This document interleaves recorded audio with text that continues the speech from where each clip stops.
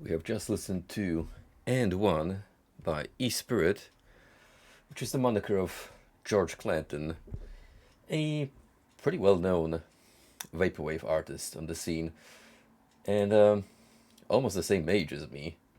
So it kind of gives you an idea of what kind of people are particularly involved in the scene period. Although, I swear that's not for me. The local police authority have a talent for picking whenever they want to have a cameo on stream. That aside, that aside,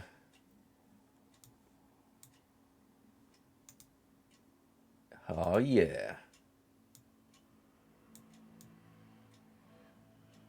we're in it to win it. With the weekend vibes upon us, how about we finish Harmony of Dissonance tonight? This is gonna be the week, essentially. Just me ticking check marks, clear up my backlog, and hopefully starting new things the upcoming week. I know I'm gonna be plenty busy before Christmas, so hard for me to tell what the future has in mind for me. Although I do have a specific stream in mind for the main event coming up soon. But you'll just have to wait and see. I know I'm being super mysterious as always, but well, how else am I gonna get you guys enticed?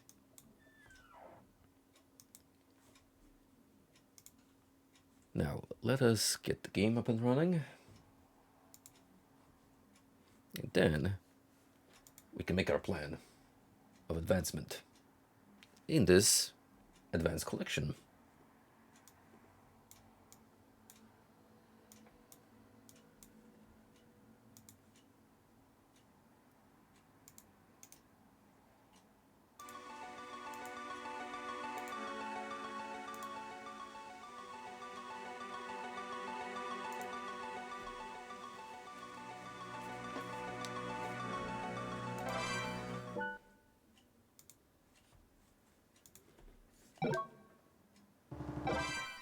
Now, I don't think I'll be needing the map as much as last time, because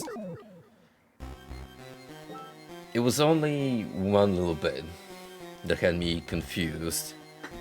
And once we got past the Pazuzu fight, then everything seemed to be moving on smoothly since then. Hopefully the trend continues tonight. In all fairness, we do have some places to go in the castle, one of them being a boss encounter which we've briefly touched upon. And by that I mean I got my ass handed to me royally by an angry Cyclops. He, in fact, did not appreciate me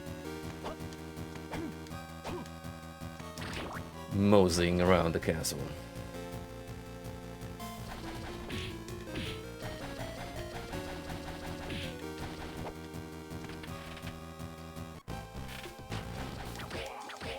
Also, let's get rid of these fake Belmonts. The Simon wannabes.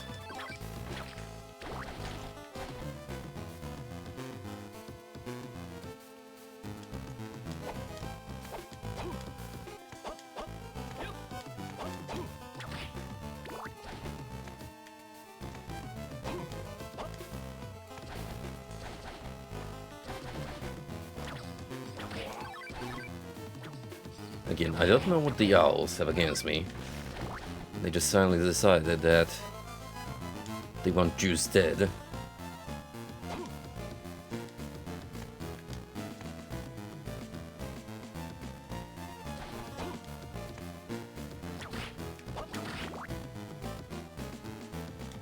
Okay, we're into a new layer of the castle, at least new from this side of reality.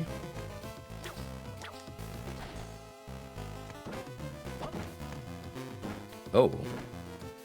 Well, that's a new helping enemy type. JP Bone Pillar.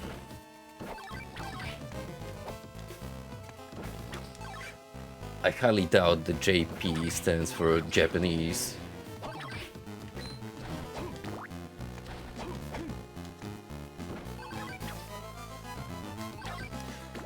A little more intimidating than the Scarecrow variant, but not by a long shot.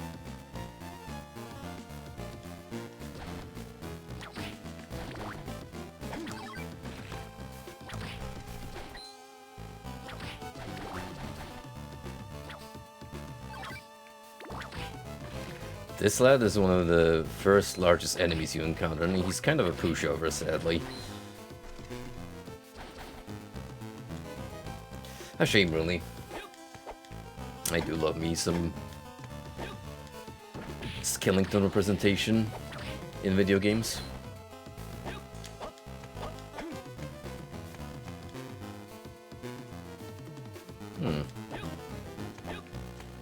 Not a whole lot here.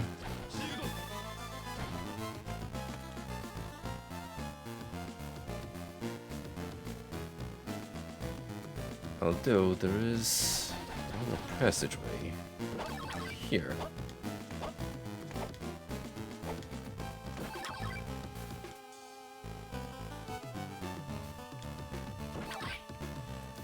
What is hiding over here?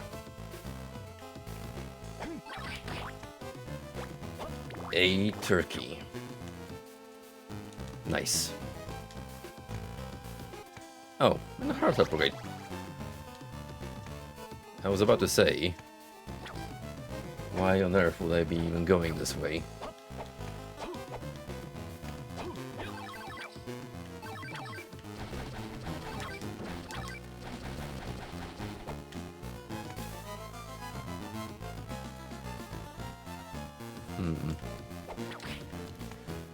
So at the moment it seems that my rematch with the Cyclops would be the next logical step.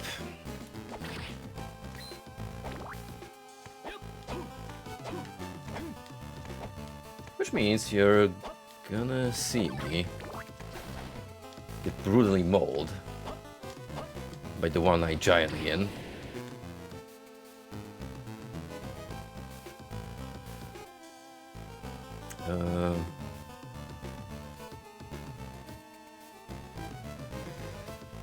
Let's see, I gotta go back to that long hallway, then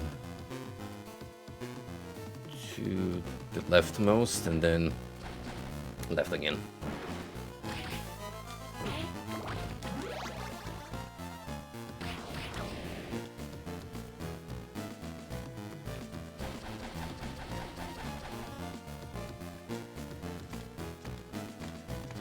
Oh boy, where did all my health go? That's simple. These later game enemies do a lot of damage based on pure contact.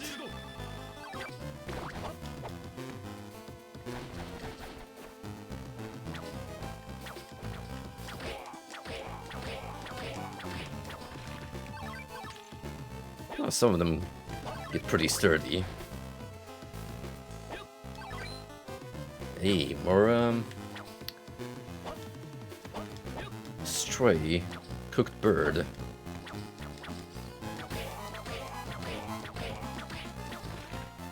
Feeding my poultry craving. It only makes sense. Christmas approaching, so we gotta get in all the turkey and chicken on the dinner table.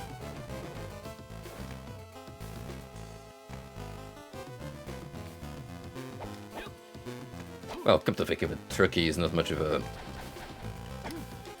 Christmas dish. If anything, I'm sure my American friends had their fill during the recent Thanksgiving celebrations, but who knows?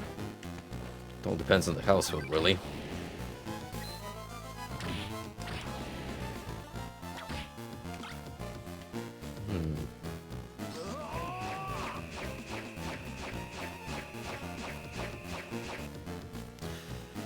Maybe I want to experiment with the cross. That's a weapon I haven't been really using much.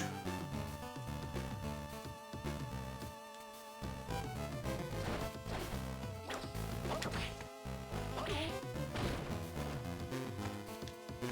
so I should probably heal. Got plenty of high potions. 2 turkeys, 1 drumstick. Yeah. Oh, pff. Well. That was kind of a waste.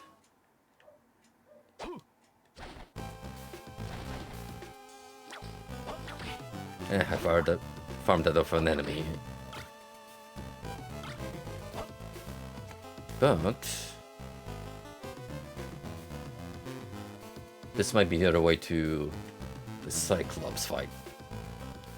It indeed is, so let's go.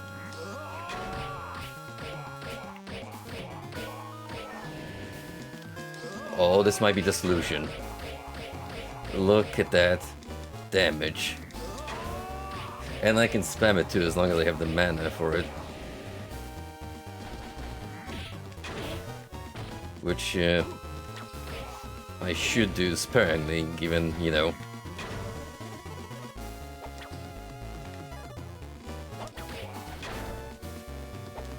can easily destroy me, but then again, wow, that was easier than I expected it to be.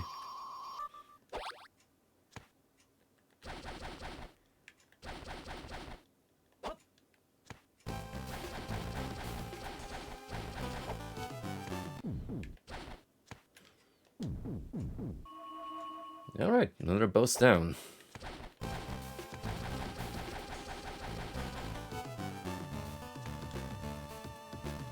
Let's explore what we have left and move onwards.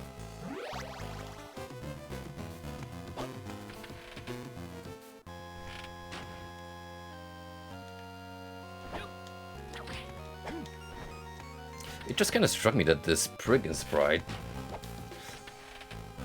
looks like a zombie Sagat from Street Fighter without the arms. Or a really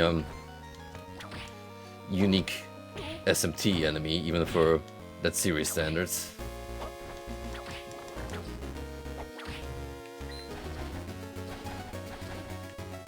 All this fucker knows is how to kick.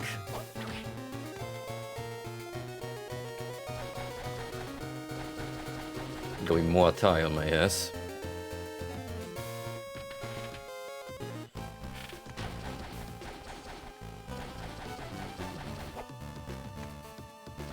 Let's check out that one grey room above me. Okay, there's something in there that I want to pick up.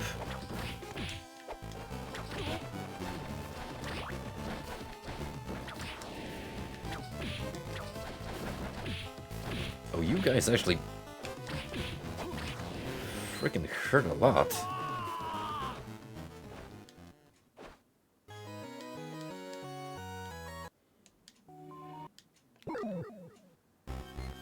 That's where the barrier would have come in handy.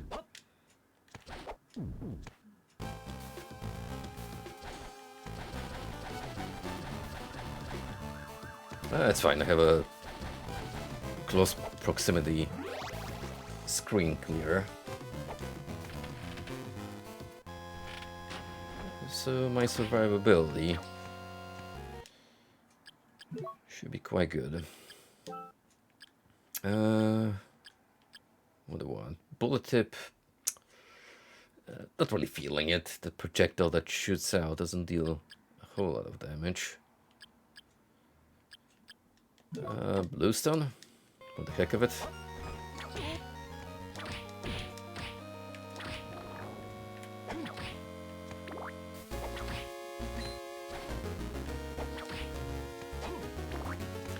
I would not be surprised if there's a hidden mechanic where each elemental stone has a specific chart with enemies listed that have increased or decreased resistance. Not that I'm gonna particularly bother experimenting. I ain't got all day.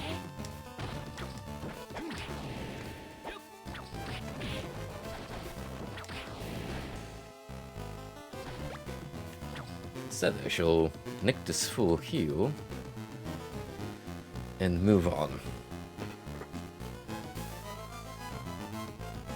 Pretty sure we should be able to access the very top area now. Especially with opening up a good portion of the castle.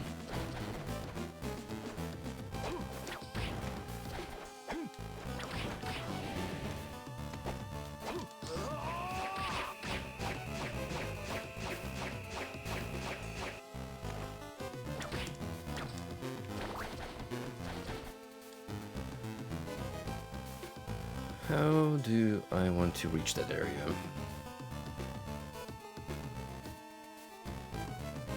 Well, it's gonna involve a lot of climbing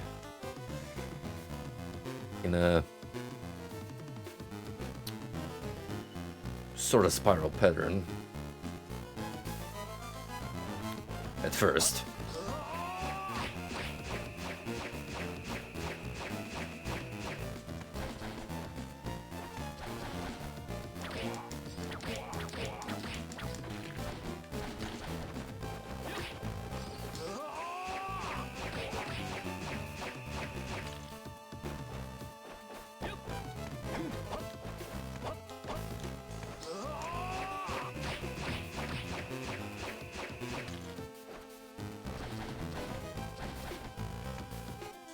Keep activating the magic attack when I don't need to.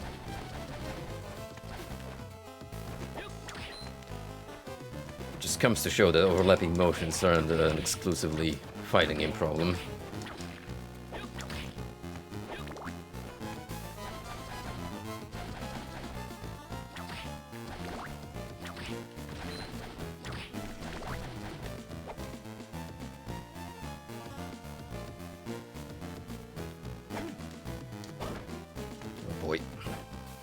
Well, thanks for dropping down, boys.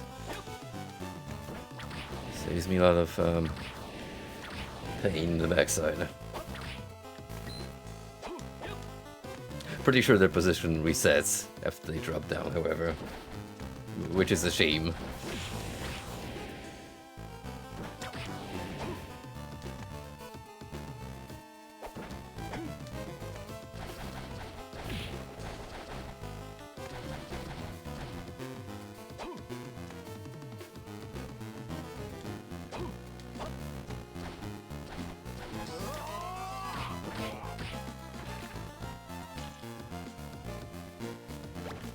That very same skeleton drop me another high potion? If so, cheers to you, my friend. You're the real one.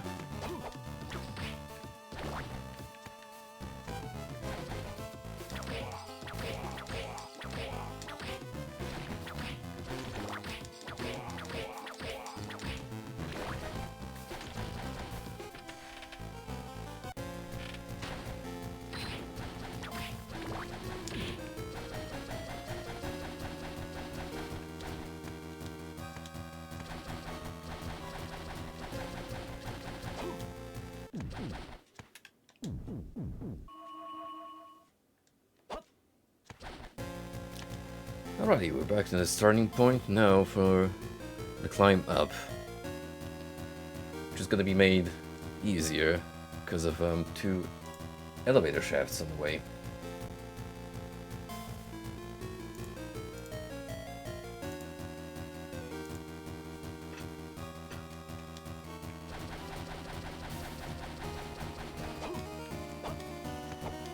And from there, I'm hoping we'll get the next boon or whatever is needed to carry on.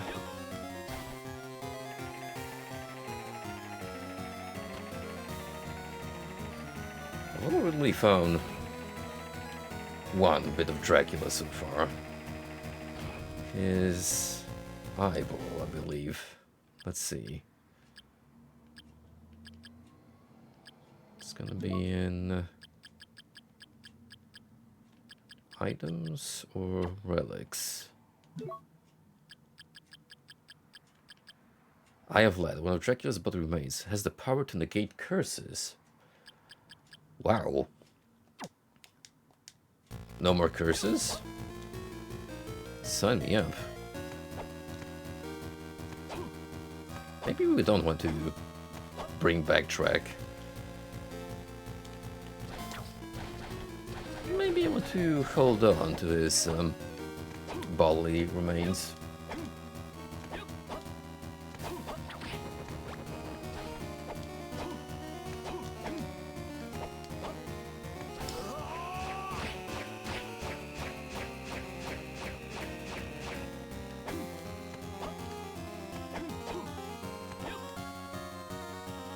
Also, correction, there was only one left along the way.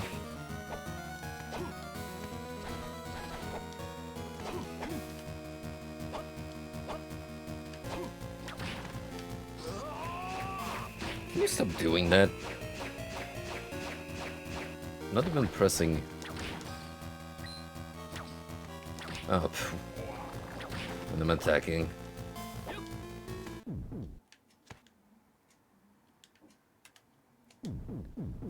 Alright, here we go. Fingers crossed. Hey.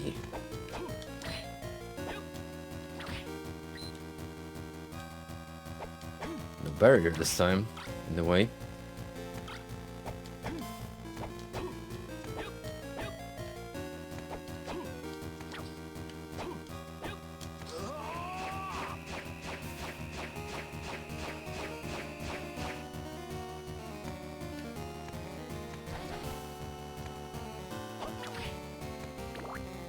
Very green here, kinda like it. The return of Big Skeleton McGee.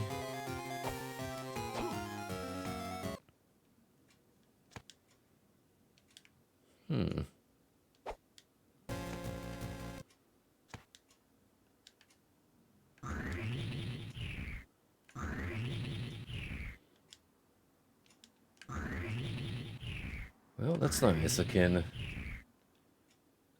zip around easier now between all the major locations.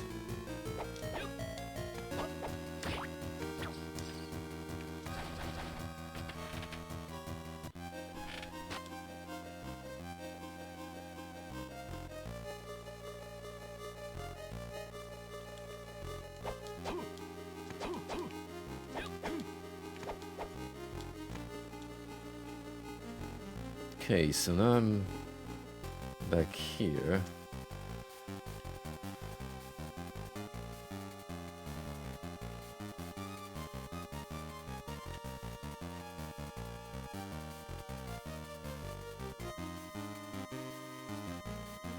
So it's just a matter of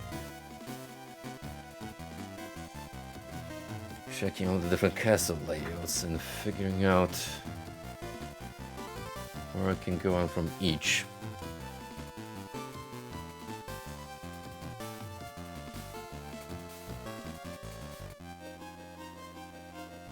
Well, this came more quickly about than I anticipated.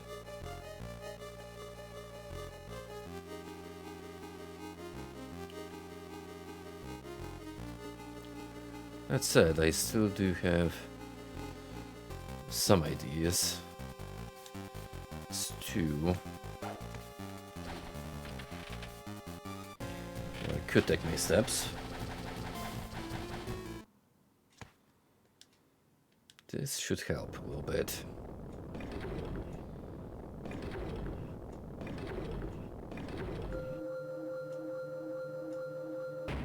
That's what I hope, at least. Okay, so we're back in Blue Land.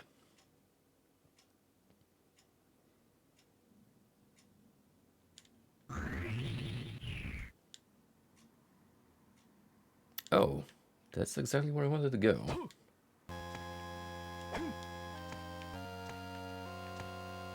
Well, well, well. Aren't I lucky?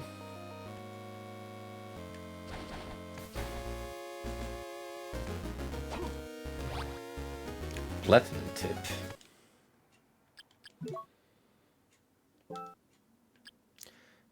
It's a platinum bolt to the tip of a whip.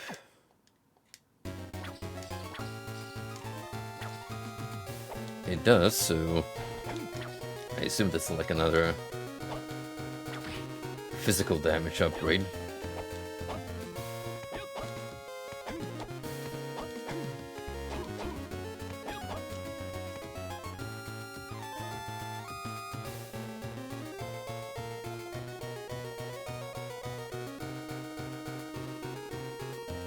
Not a whole lot of anything else.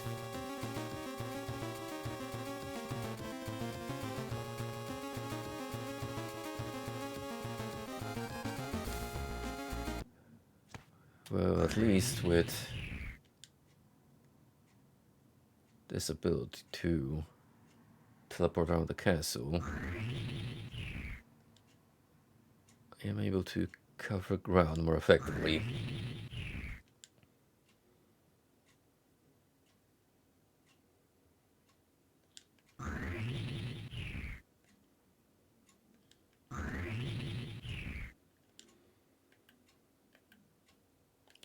There is one hallway here that I'm kinda interested in. That I haven't really been able to check out yet. On either side of the castle.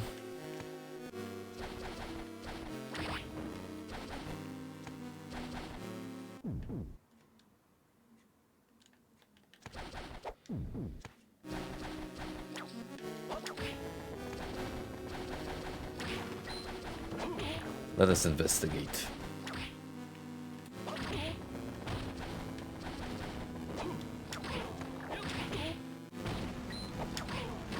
So many of you.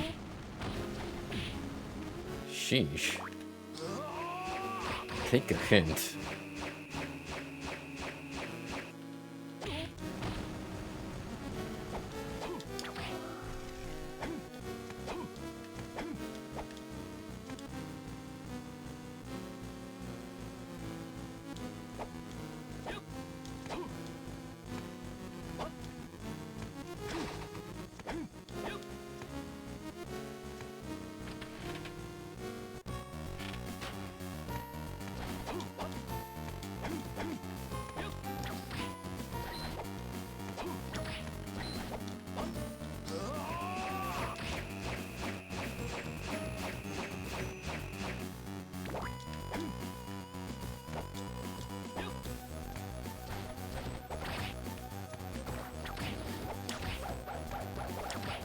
So there's this asshole.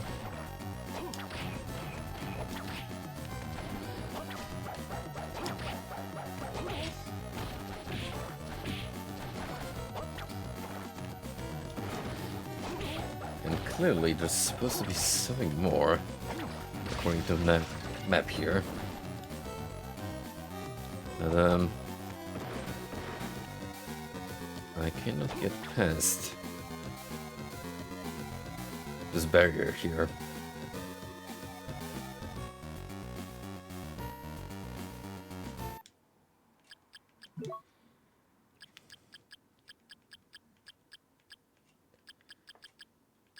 Yeah, we still have a few more relics to uncover. That being 1, 2, 3, 4, 5.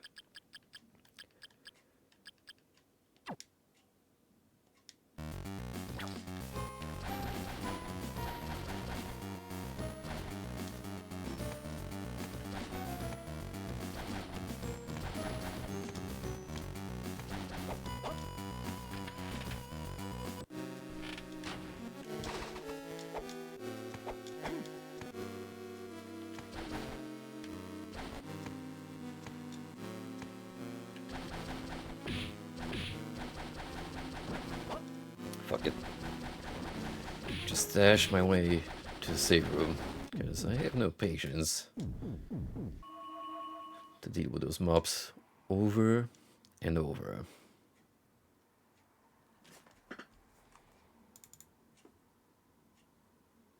Good thing I still have that image of the full-on map, so I can consult it on the fly.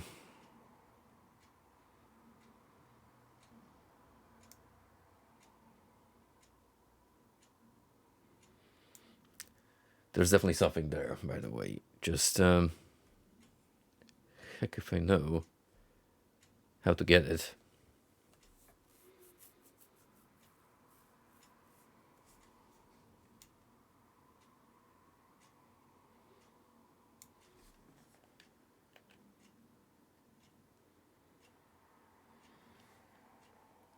It'd be easy to determine what exactly I was missing.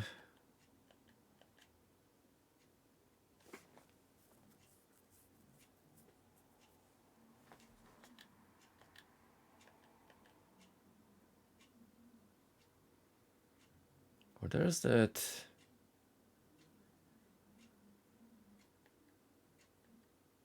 little green block.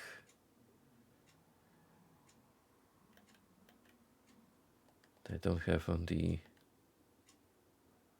blue portion.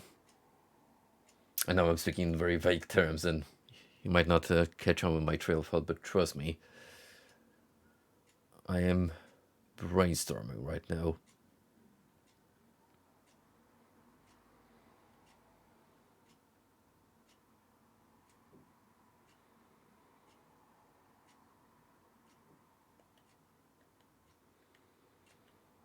As far as I can tell, I've effectively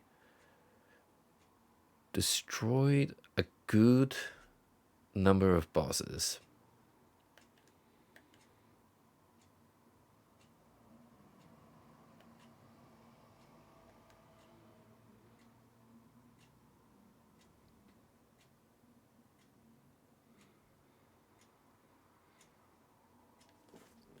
I need to enhance this image. Hold on.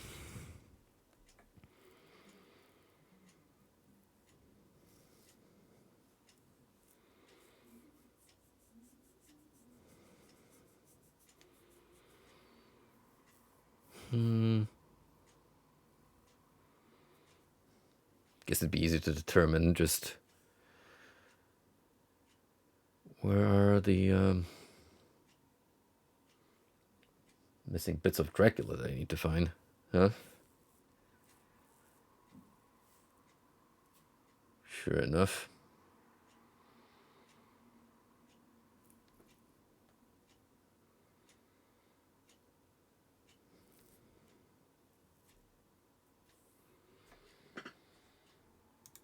Hang on.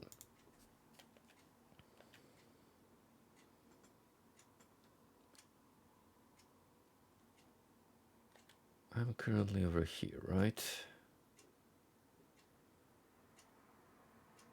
I see something past the save room on this map. Like a hidden little trophy.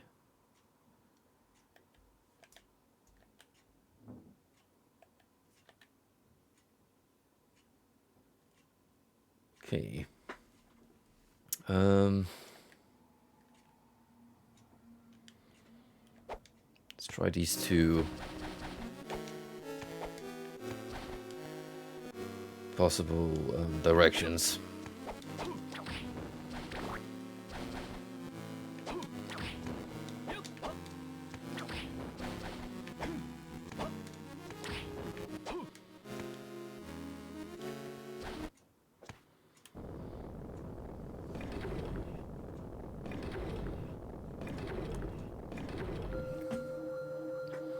First we'll go green.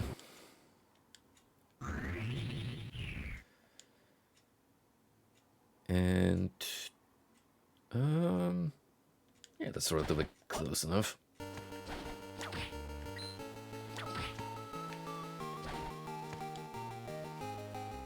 I kind of do not envy people who had to play this blind back in the day without any kind of guide, because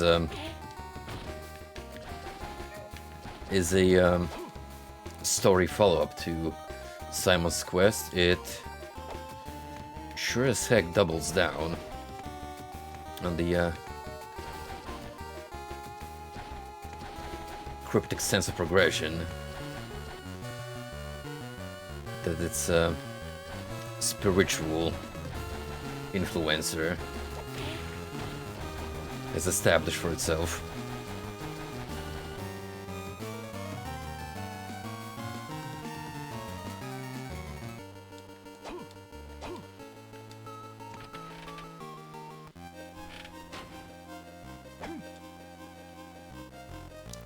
So essentially, I am seeing something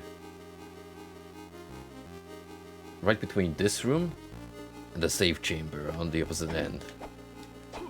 Like a secret little loom that I don't know how to get into. Unless it's piss easy and I've missed it the whole time. Just didn't take it into consideration.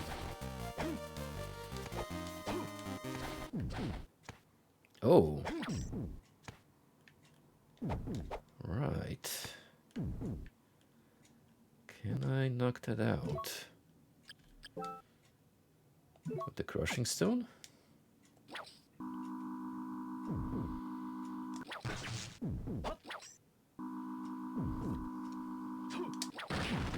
I can. Obtained Heart of Lead. Well, there we go. We have his eye and his heart. And what does the heart do? Has the power to negate petrification. So, watch out, Gorgons. You no longer have an influence over me.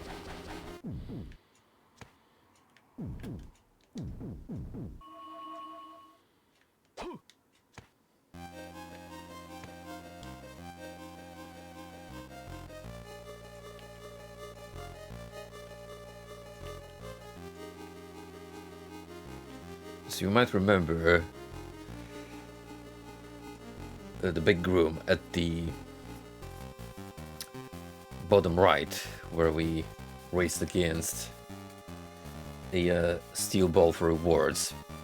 And there was a little room to the left, which you can see, with some extra bits. So we gotta find that on the blue side. Well, reach it somehow, to be exact. And that's where the next piece of this Nosferatu mofo is hidden.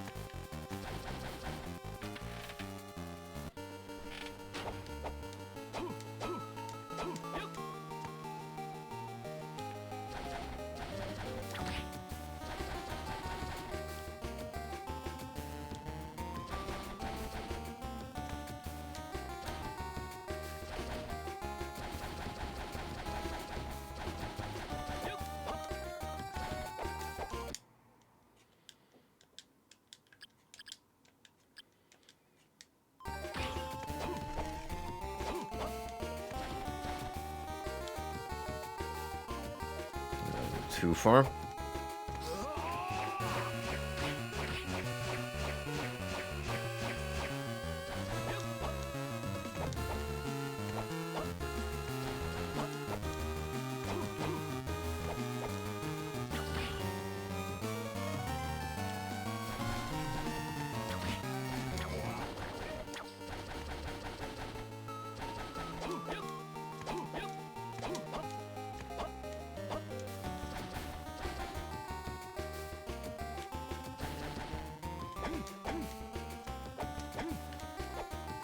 Me making my best attempt to navigate by pure instinct, and then, well, and I'm going the wrong way and still have to double check the map every single time.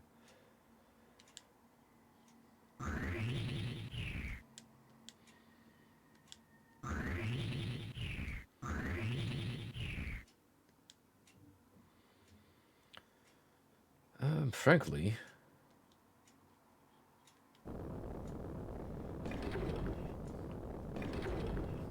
if I just bend reality, I can just drop down. Because that question mark clearly is pointing to whatever organ of Drac that is in close proximity. Hey there, frosty old pal. You haven't missed so far much. I've defeated the Cyclops, and with a full map on deck, I managed to find the Heart of Lead, meaning I have two bodily pieces of him out of, like, let's see, 4 more apparently.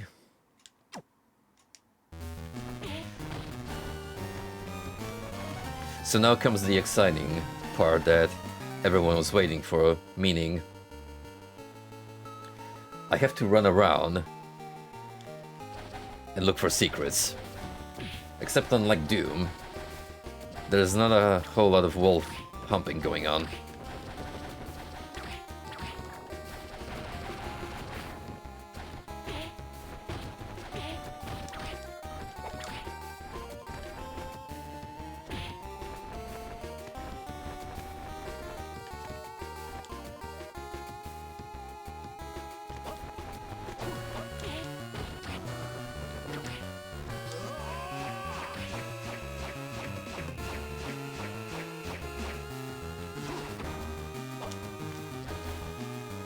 Well, we got a lot of time on our hands tonight, so we should be able to get the game done.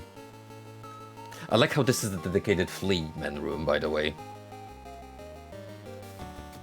This is where we farm them to later unleash into the castle.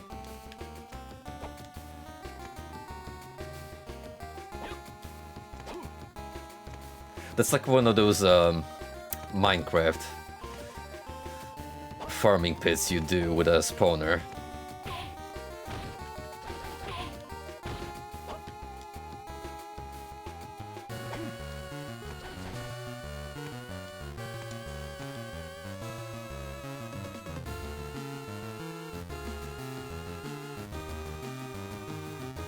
Guess what? I took the completely wrong turn. Well, fiddlesticks.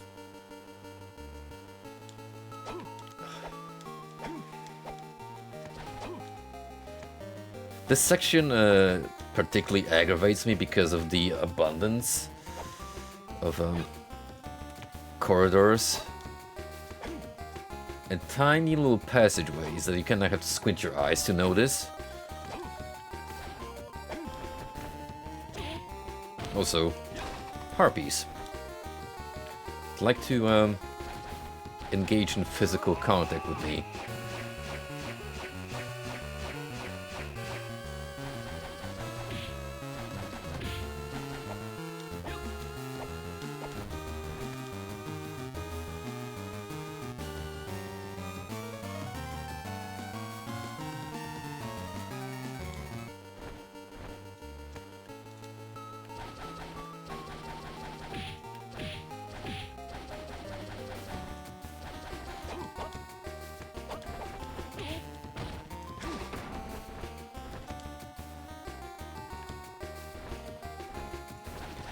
You know, I didn't think I would say this, but this hint card system that's present in Harmony of Dissonance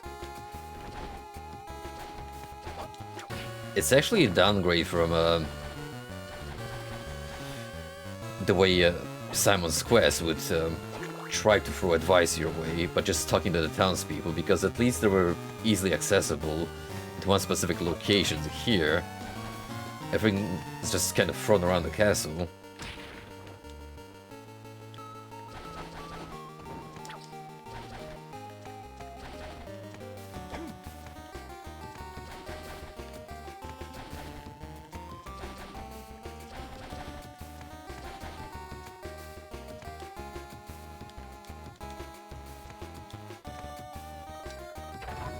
So as far as I know, there really isn't any other way of getting into that room, which we've already done from the green zone anyway.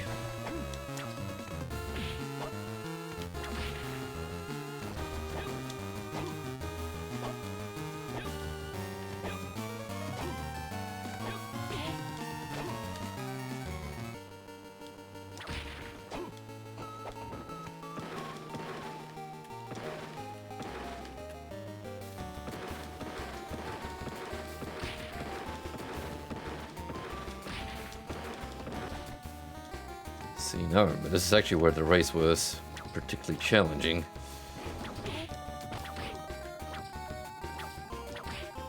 Because of all these extra obstacles.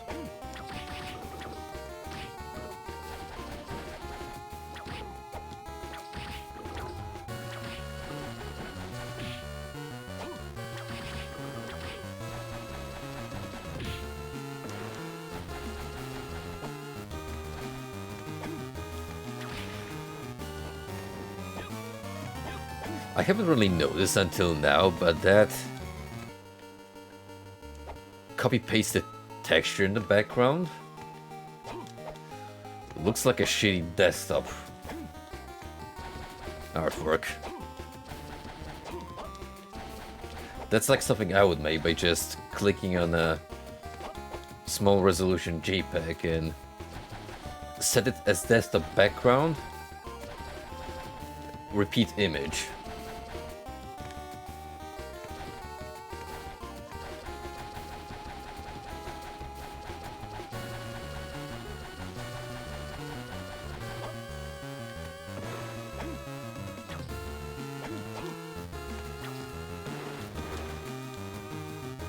Alright, how do I get over there?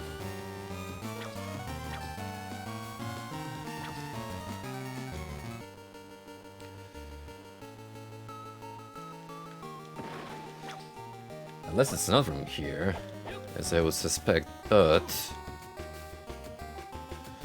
from the cavern system.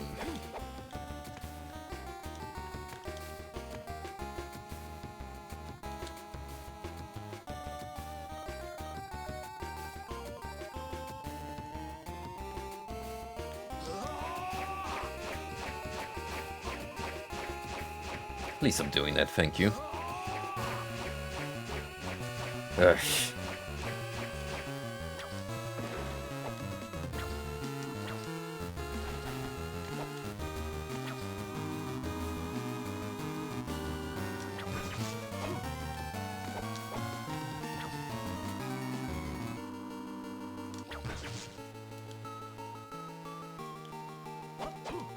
Maybe I do have to get over there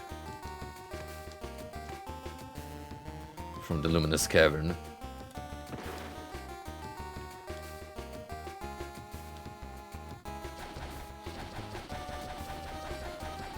That will mean that this little connecting hallway that you see on the map is a red herring, which kind of sucks if that's the case.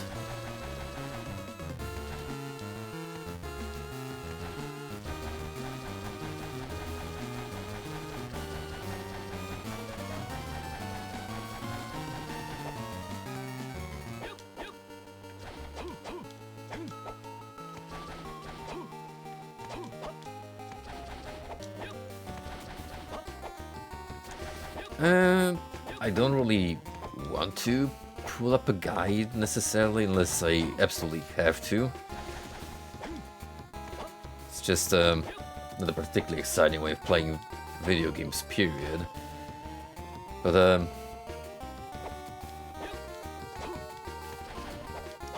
when you reach this kind of part in the game where you don't really know where to move on and what exactly you're missing to put a dent.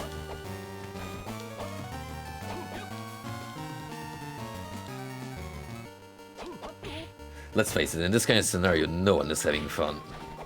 Neither me or you, the viewer.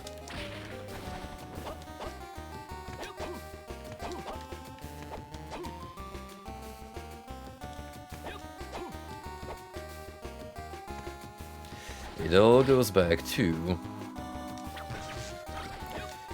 the video game design philosophy of an age-long past, which is bloat playtime through obtuse design choices.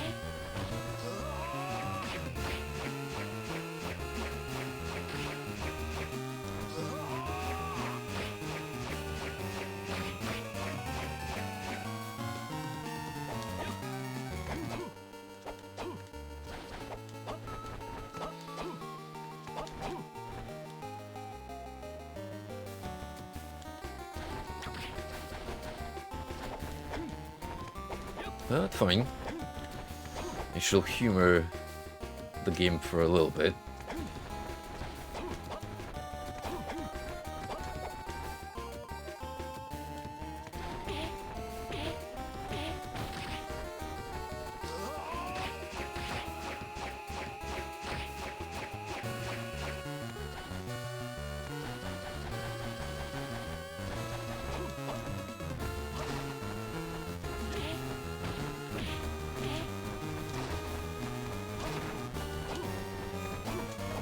Nope.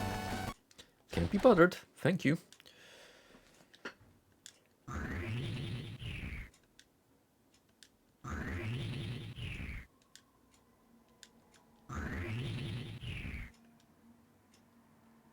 Okay. Time to put this theory to the test.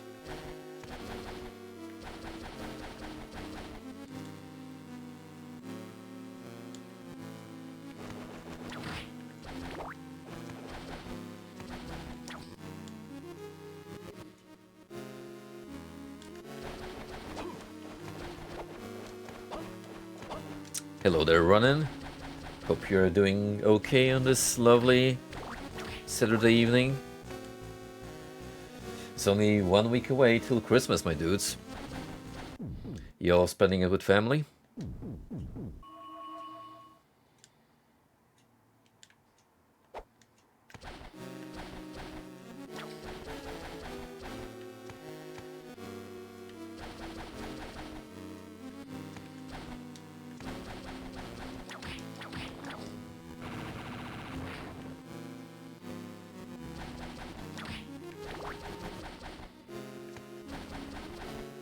Yeah, it seems so. Like, all I'm missing now is the actual Deus Ex Machina of the game, that being Dracula's remains.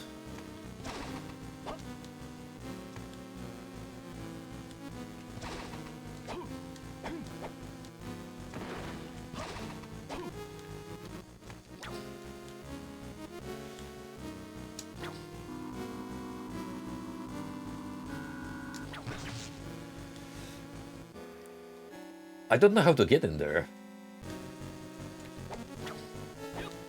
I was trying to look for a wall, but heck if I know where it's located.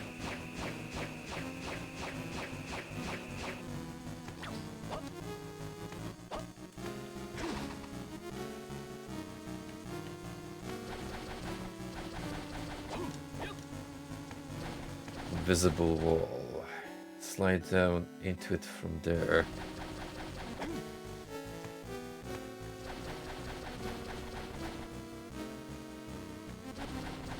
sewer also had an invisible wall. Is that where there's like a big brick wall in the way? And there's seemingly something over there, but I cannot get. Yeah, like that, somewhat in the middle. And then you can see a horizontal corridor where it clearly leads to something more.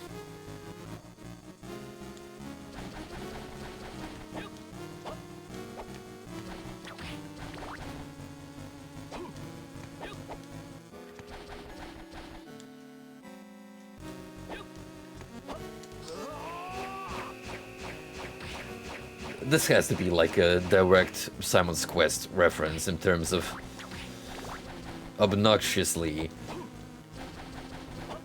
unintuitive key item placement.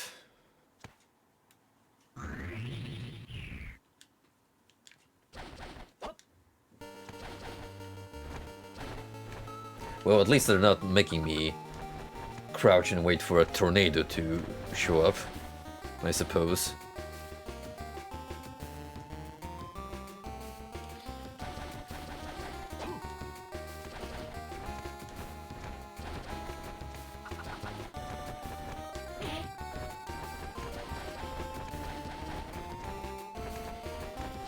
I'm pretty sure there is a ROM hack of Simon's Quest that actually fixes the NPC dialogue in town, so they give you better worded hints and what you're supposed to be doing in order to push the game onwards. Only problem is, I believe I looked it up, and you can't really apply the patch to the Anniversary Collection on Steam, so tough luck.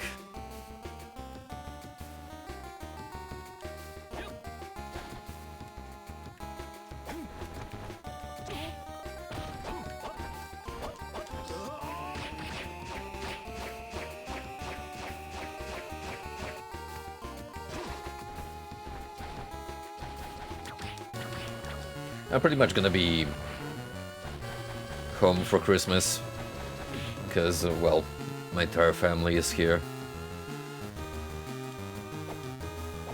So, yeah, those 3 days are just gonna be me kicking back and not thinking about work for a little while. Because there's still gonna be some build up to it.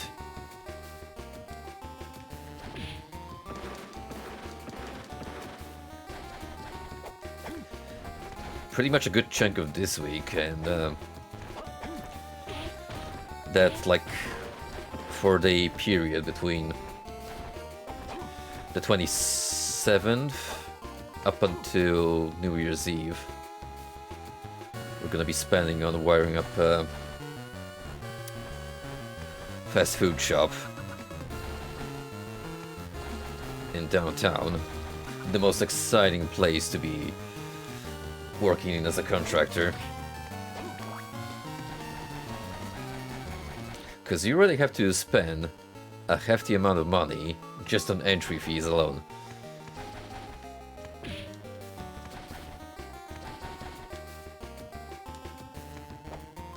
There is something called the congestion charge, which is just you paying for the privilege of entering central London with your vehicle.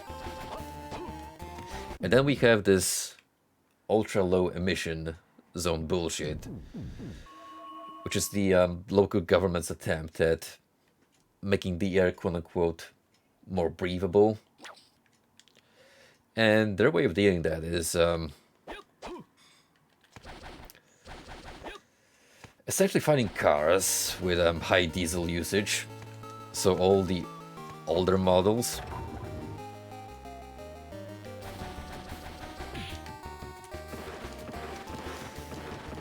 Now the thing is, the infrastructure of the city is not meant to accommodate going pure electrical anytime soon. It's just not happening. Also, thank you for the hint, Ronin. That is a doozy. But yeah, anyway, they're gonna expand that whole S zone to the entire city coming next year. So basically, every single day, you're gonna have to pay a set amount of money just to be able to drive through the city. And that's a scam. It's not helping anyone but lining up the officials' pockets.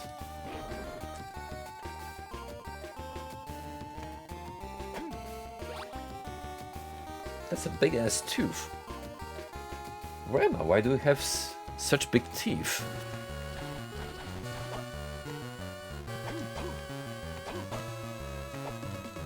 We're actually thinking about moving out of the city and into a small town close by to London. We've already done plenty of work there, and one of our friendly builders who we've done a couple of jobs for is actually a resident. He owns a property there. The prices are super affordable, even compared to the outskirts of the city. Like, for what we're currently paying for an apartment here in the suburban zone, you could get like a 3-bedroom bungalow for the same rental rate.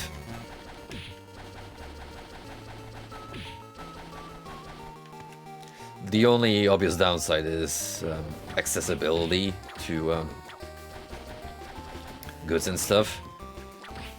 But hey,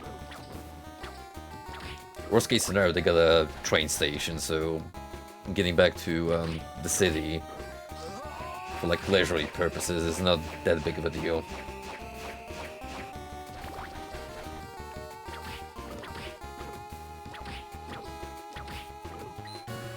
Honestly, you kind of learn to appreciate living in the countryside in the UK because it's so peaceful and serene at times.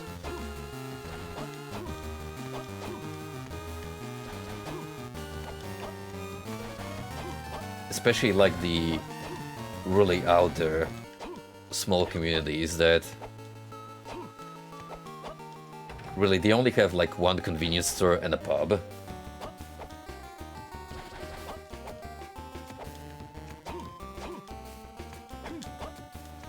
So there's a pretty homely atmosphere.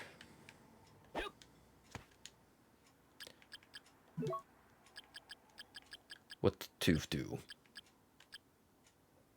Increases defense. Nice, I appreciate having a handful of buffs.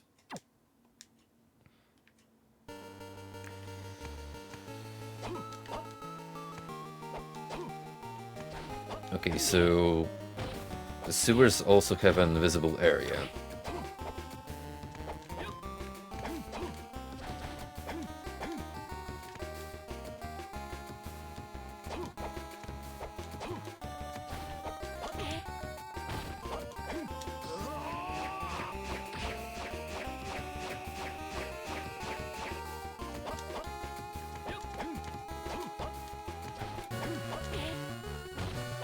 Yep, just knock myself into all of the pot fellas.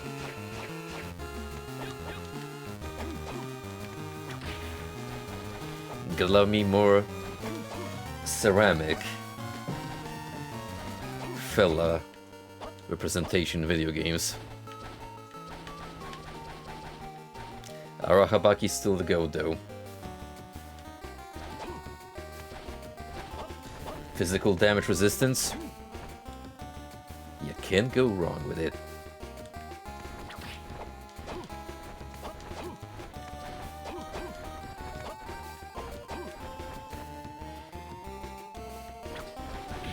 I think I'll pick up Elden Ring after I get back into The Witcher.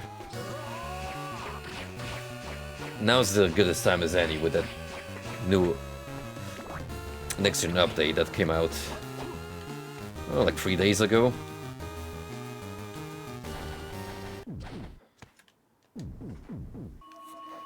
So I'm gonna feel extra better about myself. And cleaning up that laundry list of video games.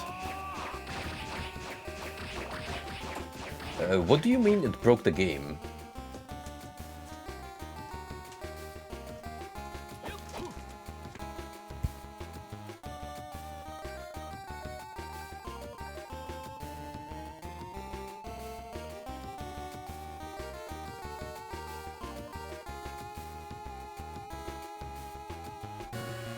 Sorry about that. They're working a patch, but it broke a lot of the lighting.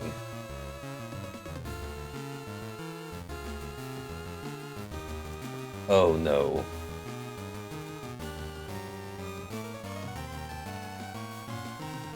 Well, let's do a live reading of this article. Oh brother, CD Projekt, what are you guys on?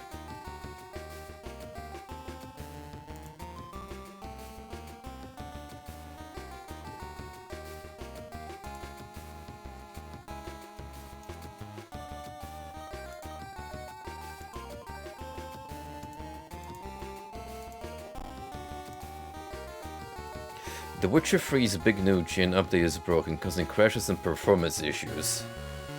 The long-awaited new gen update for The Witcher 3 Wildhunt is causing widely reported issues and crashes on PC, causing some to roll it back. The Witcher 3's Wildhunt 3 new gen update is finally here on both PC and consoles, but not everyone's having a good time with it. It seems that the PC version of the update is causing significant issues for players, including wobbly frame rates, strange HUD glitches, and outright crashes at times. These problems seem to be affecting even those with proper machines, with even RTX 3080 owners supporting sub 60 FPS frame rates in populated areas. The good news is that you can crank your game back to the classic 1.332 patch without much effort, at least until CD Projekt can iron out some of the bugs. To do that in Steam, go to Properties, then Beta, select Classic Brand from the menu. Well, that's nice that you can at least pull it back if you want to. If you want to stick to the new version, some editors suggest that turning off ray tracing and other optional features will help with the frame rate, but it seems there's not much you can do about starting certain areas of the game. Secret is aware of the issue. I sent a post on Twitter that the team is actively investigating the reports it receives and is working on it already.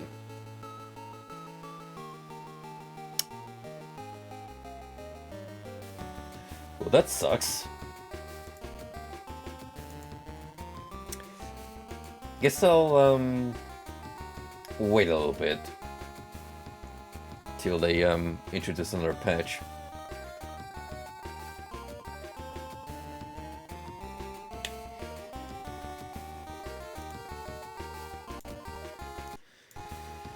Well, I would love to check out the new content, even if it's optional.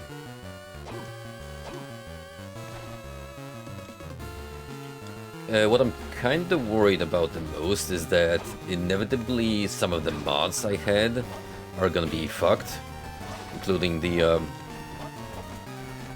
graphical and quality of life changes that I applied. So that's kind of going to be a pain in the arse. Let's get it working again.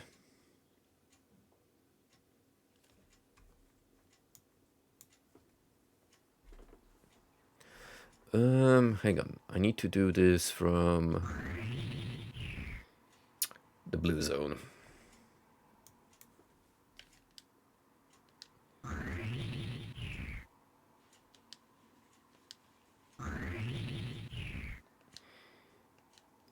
So bring it back.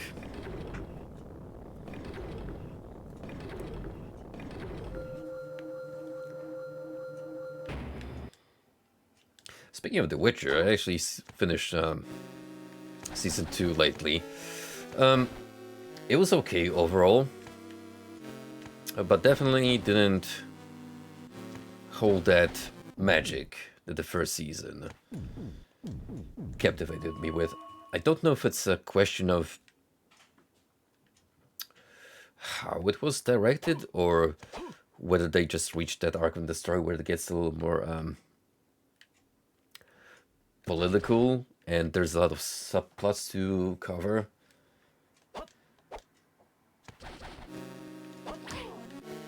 But I didn't like it as much for sure.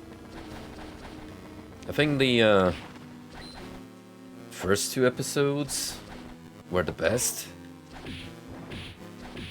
And then it was alright.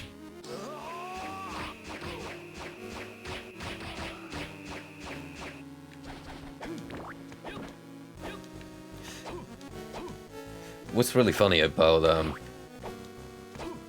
the whole Henry Cavill situation is that literally a day after it came out that he was not gonna reprise his role as Superman, they actually put him as lead actor and producer of an upcoming Warhammer 40k series on Amazon, which, given how much of a nerd Henry Cavill is when it comes to that IP, is probably one of the most base choices you could do in terms of casting.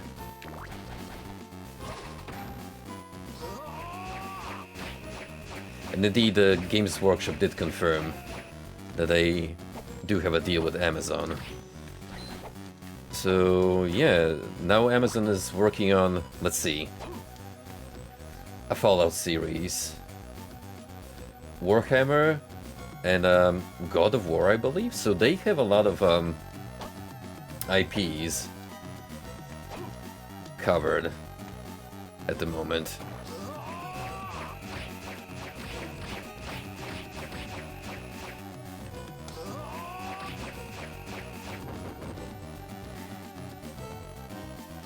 Obviously, I'm the most pumped about Fallout.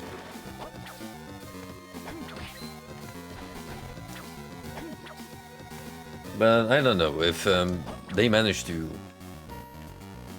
make Warhammer 40k interesting, which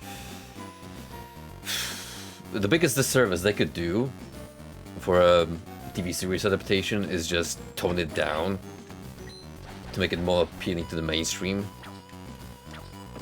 Because listen, if you thought regular fantasy Warhammer is crazy, 40k goes absolutely all the way into insanity. Like, everything is terrible, literally. There are no good guys in that universe, period. Everyone is extremely xenophobic and hellbent on exterminating all other races.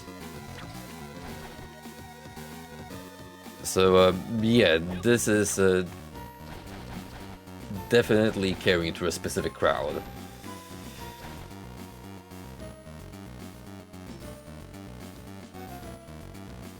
Ronan, if you're here, any idea what to do here?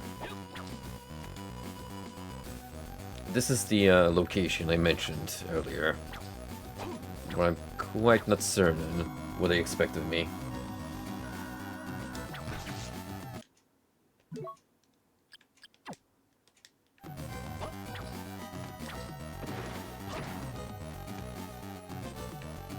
Never mind.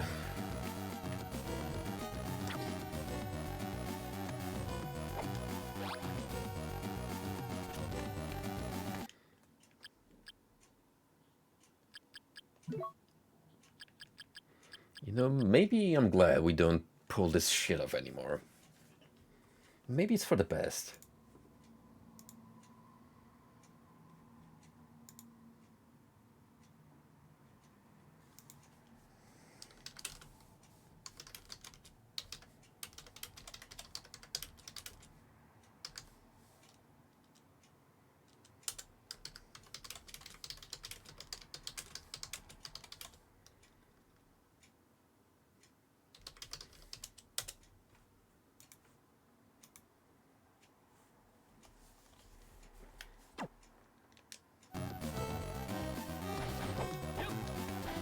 Apologies, someone inquired about inside the back rooms, and I gave my honest opinion, which is it's alright if a little janky.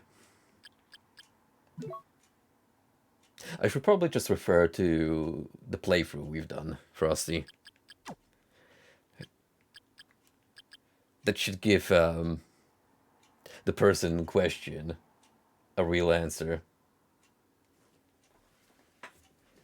Oh no, not the party room.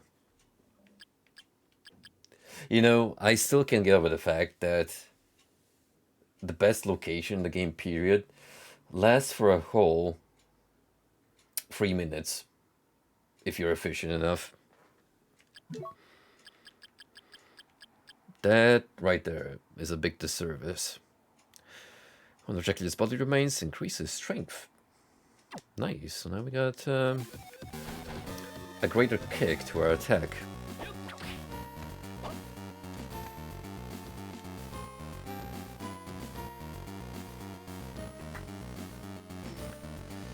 So effectively, I only have 2 more remains.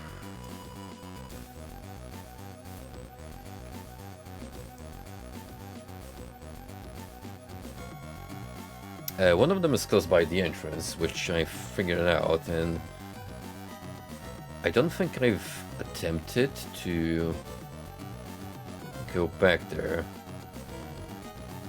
and experiment. So maybe now the time is right.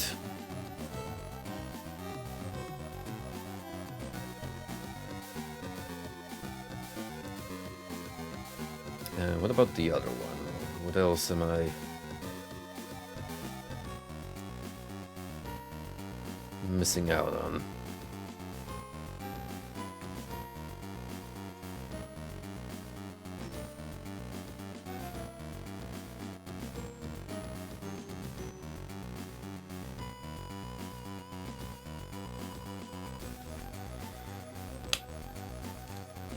Actually, let me check my inventory. It's gonna be easier to determine. Alright, I got the eye, heart, nail, fang. And I need the rib and the ring.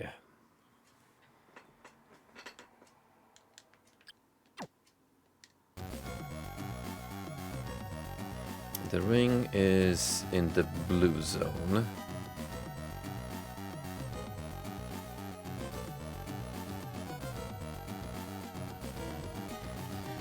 Hold on a second, I've technically been in the location that it's marked as.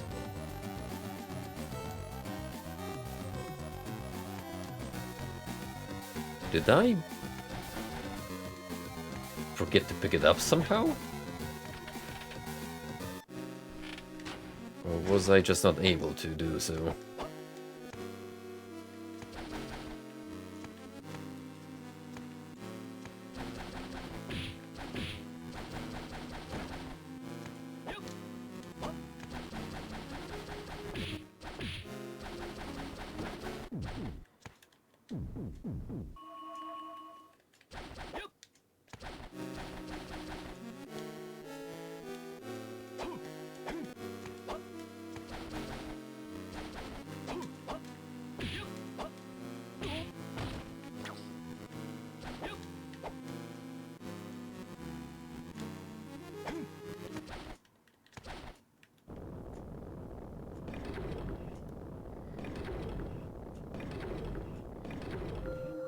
I'll just automatically decide to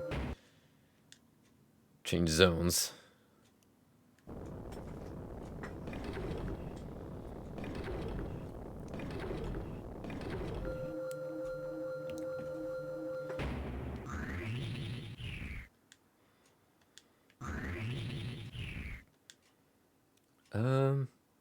Yeah, this is close enough.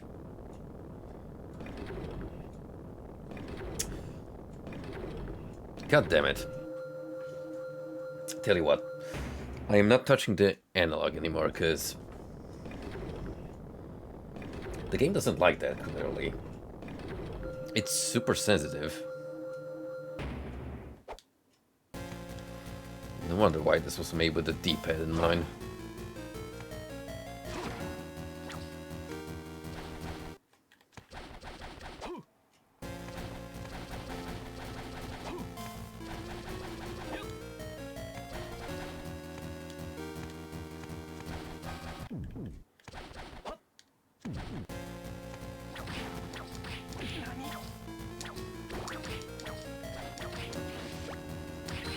You, a whole ass turkey.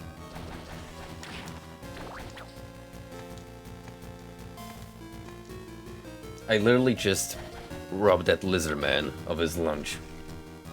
But then again, how, in good faith, do you carry around an entire cooked turkey in your back pocket?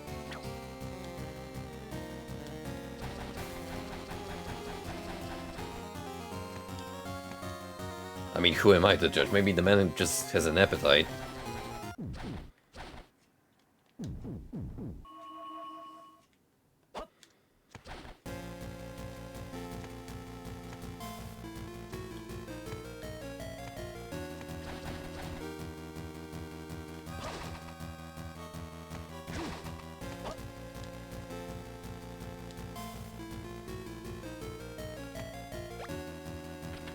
Silver armor. Is it worth changing out for the war fatigues?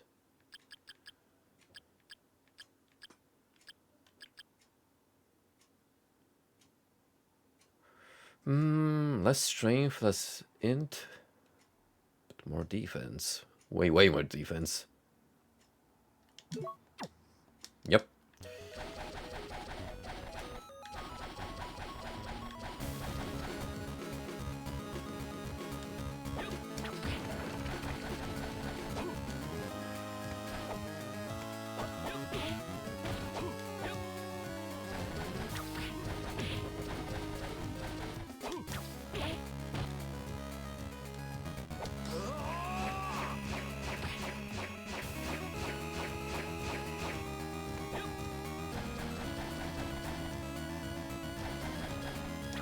Swear to God, I'm gonna prick my finger with a needle every single time it even hovers above the analog stick. Taking Vlad's ring. Oh, I know why. This is like the first Dracula item you're meant to get as soon as you obtain the double jump, essentially. But at that point you probably have long forgotten that it's even here. Well, easy enough. Increases luck.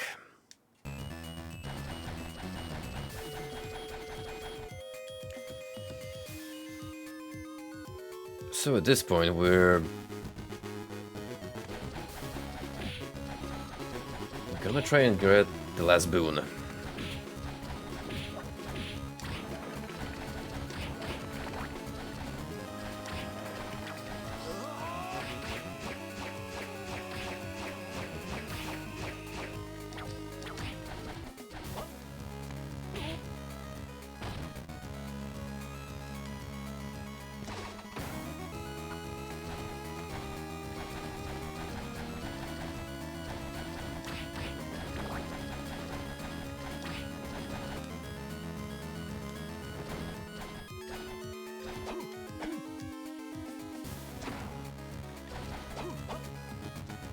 So now that I've left Hades for a comeback stream, which we're gonna do tomorrow, just so we can experience the true ending together, I've actually had to look for a new game to play, and it wasn't quite feeling something too involving yet, so I decided to go with the classic and check out Syndicate Wars again. The sequel to the original Syndicate, which I've played a while ago. but worse is actually the one I grew up with. That game is such an unapologetic letter, a love letter to Blade Runner and all of the cyberpunk media of the time. You can't even imagine. They just have a straight up Ghost in the Shell trailer clip running on a billboard in game. Heavily compressed and pixelated, but still.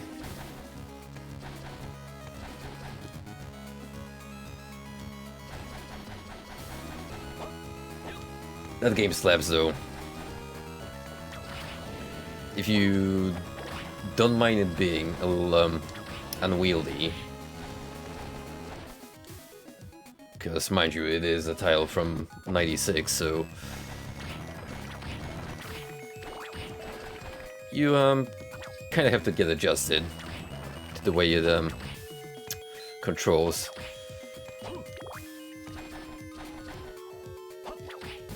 It's a neat little strategy game.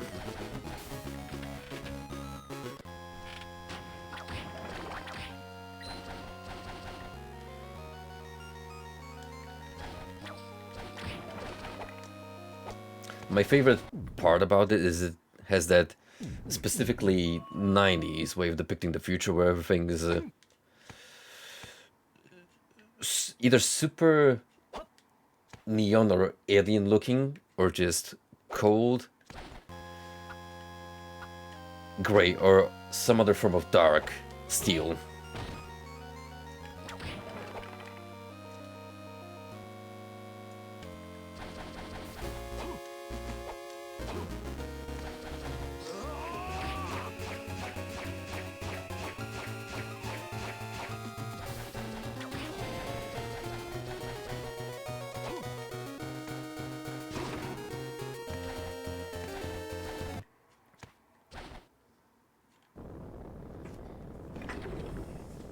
I'm probably gonna cave in for more retro gaming on the GOG. Kinda depends on what goes on sale when the Steam counterpart starts. But no lie, my library has been growing exponentially as of late.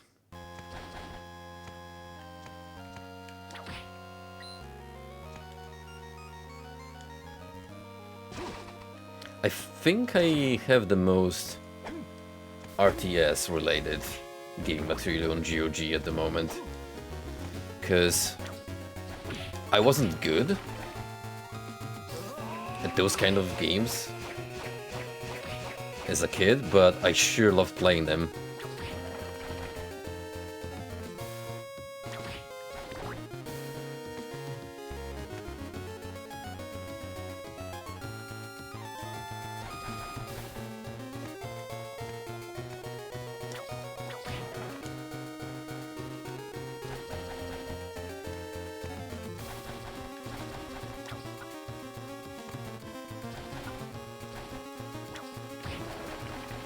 Fingers crossed for you, buddy. You and me both. Sometimes I fail to understand what kind of reasoning do these distribution websites use as means of determining what goes on sale and what discount price tag. Because sometimes you'll see games that never go on sale, even though there's no reason why they shouldn't.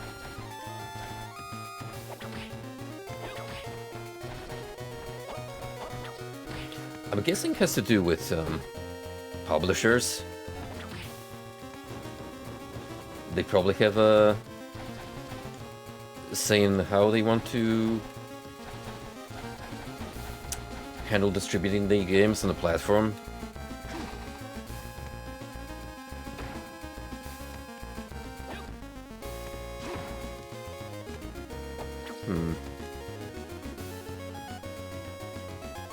There's something up here.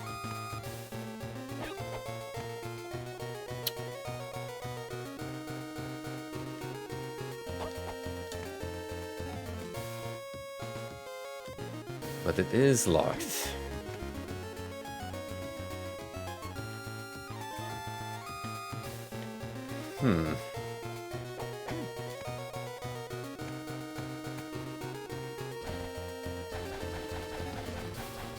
What if I go here from the blue realm?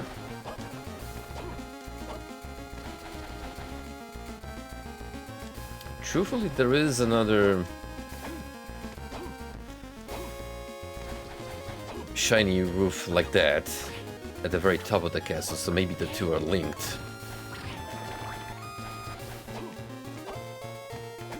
And through sheer trial and error, I have to determine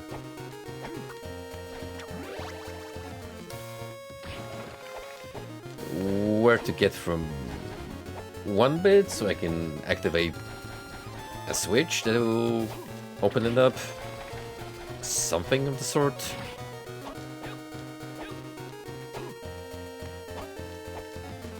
That's a lot of ifs, but that's the name of the game so far.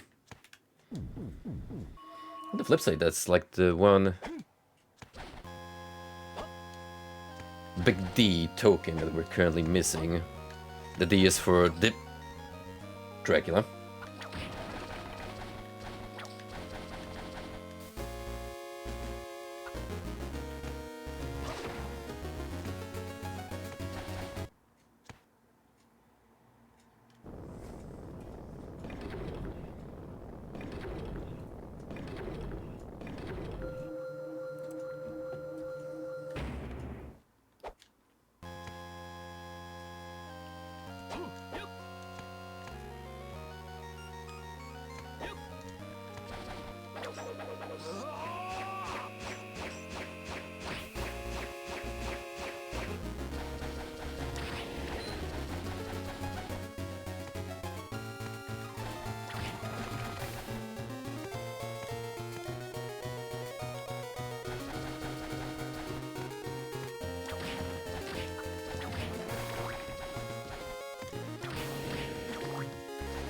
So now that we've seen the Barbarian yesterday, and again, thank you all for coming for the group watch, which easily I would say was the best horror movie of the year, and that's not a particularly difficult decision to make on my end, because it is the only current year horror flick that I've seen that comes into immediate memory.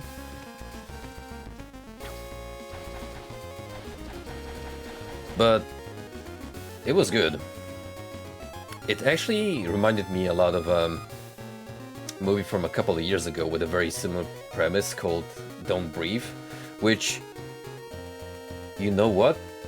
I think that also takes place in Detroit. I think they might have filmed that in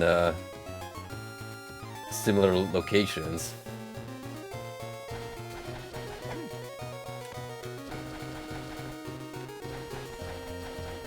And now that I think about it, the plot of that kinda lines up a little bit with the Barbarian, so soft plagiarism, question mark?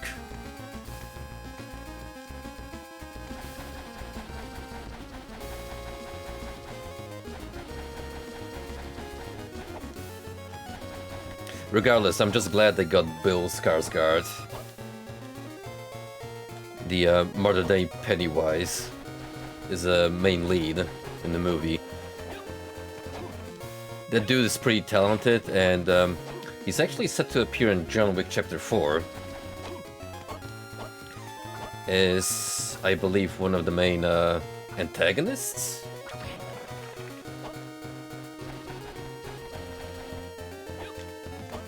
So yeah, happy to see more of the dude.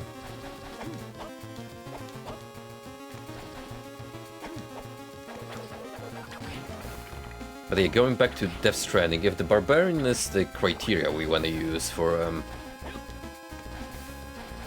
gauging the possible quality of a Death Stranding cinematic adaptation, I would say chances are it's gonna be pretty good. Now the main question remains, are they gonna cast Norman Reedus as Norman Reedus? Because that's the deal breaker.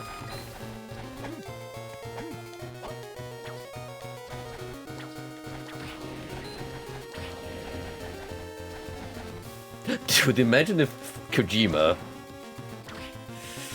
just straight up decided that all of these digitized characters in Death Stranding are gonna be played by completely different people.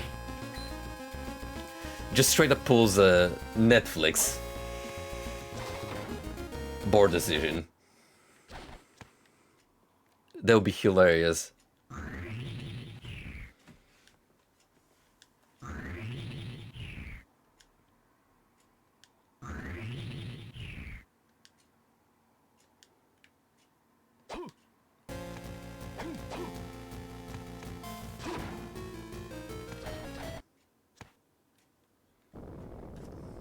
It would. He is known to be a jokester. We like to do a little bit of trolling here kind of guy. So I will not rule that out at all.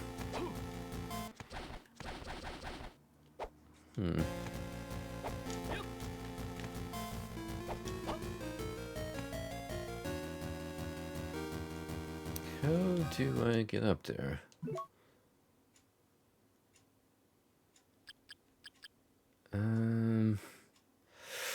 Oh, wait. Wait. Something came to mind. I think I have an item. Used with high jump, it's possible to smash through some ceilings.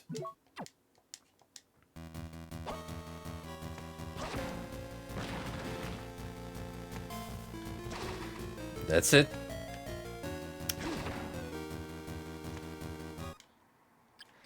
I think it would have been better if some of these were listed as key items, so you don't get confused. Because it's not something I'm gonna wear all the time.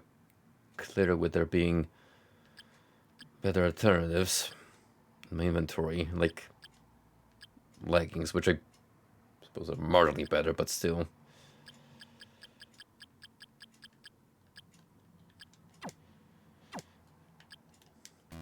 Whatever, let's just keep the crush boots on for a little while.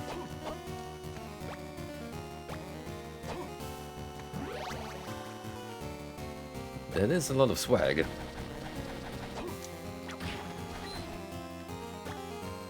Kaiser mail.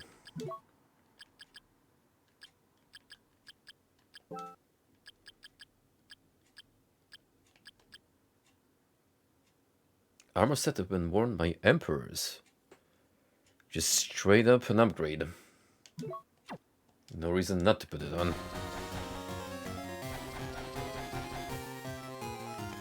Okay, well,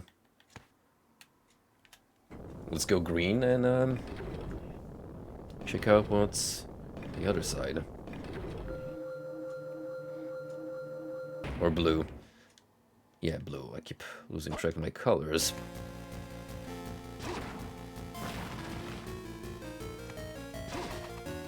Get that peanut butter jar.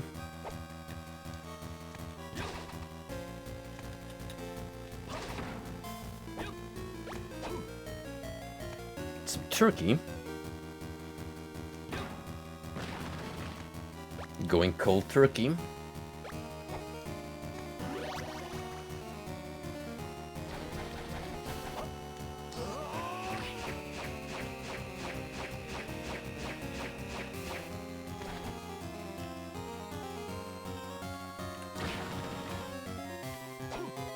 A passage somewhere has opened.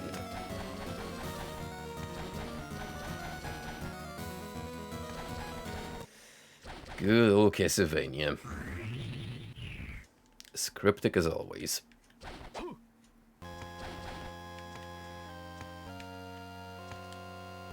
Well, most of the time anyway.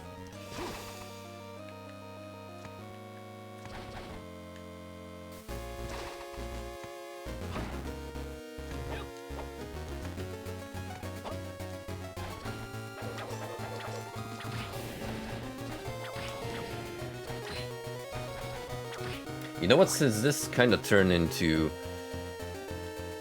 a movie review stream, let's quickly follow up with what we watched after Barbarian, which was Terrifier 2. I kind of agree with the general consensus that pretty much most of us came up with after we were done, which is it's a fine sequel, but the first one felt better. And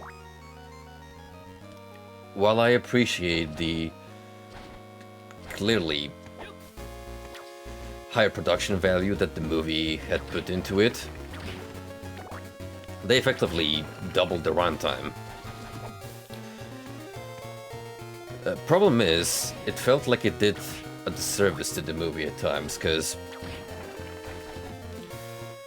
honestly the weakest point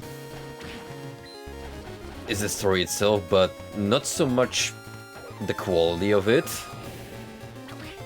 because after all, it is a homage to campy horror. So I'm not talking about the plot being silly or inconsistent, because that's a given. It comes with the territory. The issue is that it didn't really add to the movie. Terrifier 1 is brilliant in its simplicity, in that you have a bunch of girls that get stuck in a building and there's a killer clown loose. That's all you need to know, really, and it's fine that way. The sequel tries to write upon the existing universe and set up some bizarre headcanon at times, which they don't even elaborate on in segments. I'm pretty sure I had to explain some inconsistencies to Frenzy a couple of times when he was clearly confused as to the pacing and what was going on in the movie.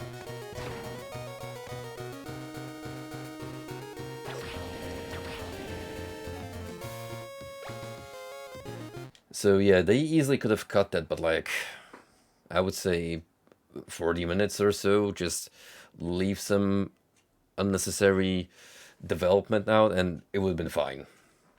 I would have found that much more digestible.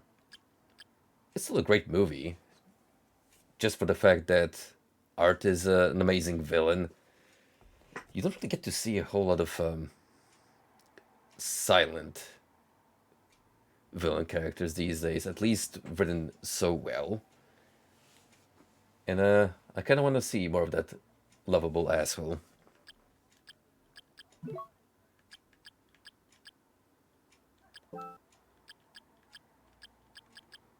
On a final note, the soundtrack absolutely slaps. If you love synthwave, you're gonna have a hell of a good time. Plenty of bops. Some effects its uses spirit. MP consumption rate is reduced. Now we could totally couple that with another item that I believe increases the rate at which mana recovers.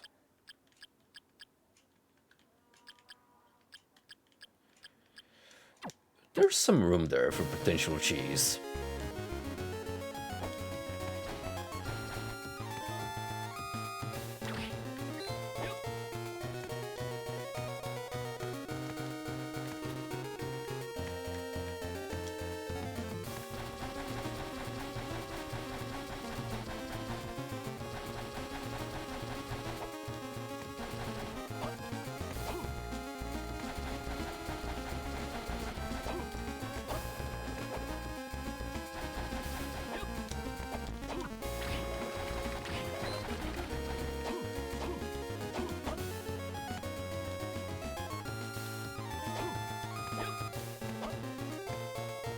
You know what?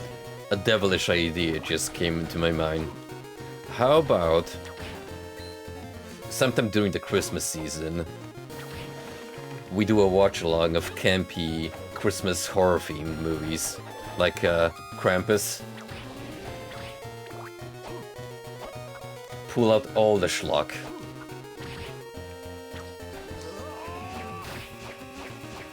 I don't think I've seen Krampus yet.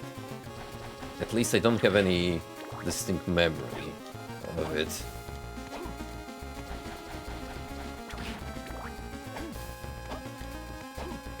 I mean, it's gonna be a welcome change of pace from the annual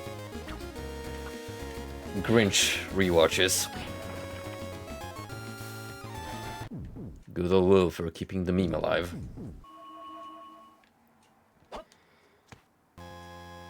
I have seen The Grinch about 3 times now. The animated Illumination version.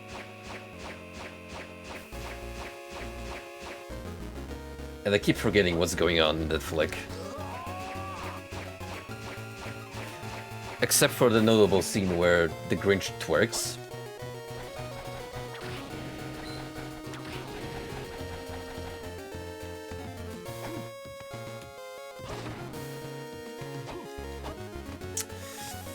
Just comes to show the current state of cinema.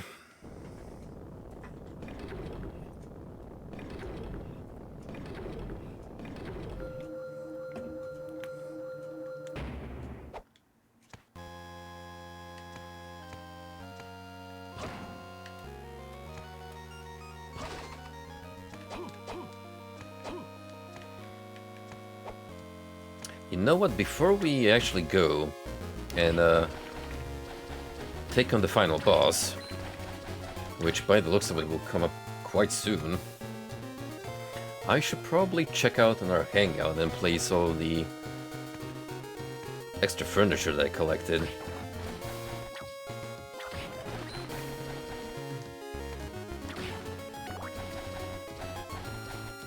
Make our crib even cozier than it already is.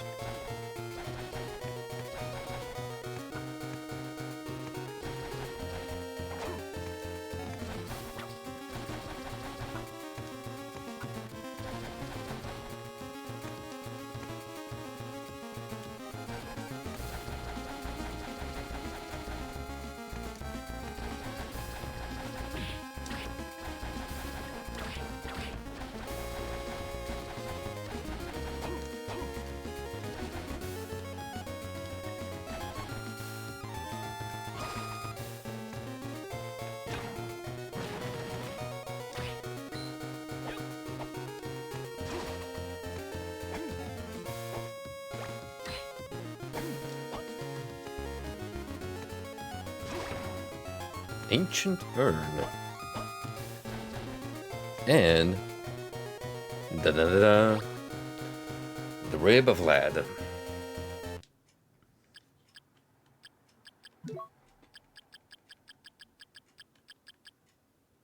Has the power to negate poison, meaning all status effects no longer apply.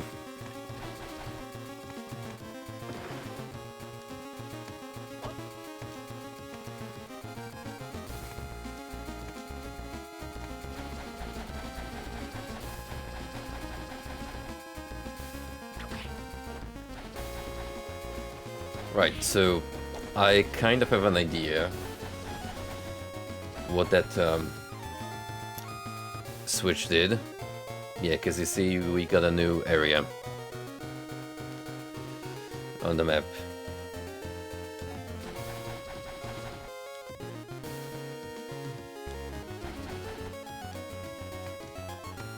That reminds me.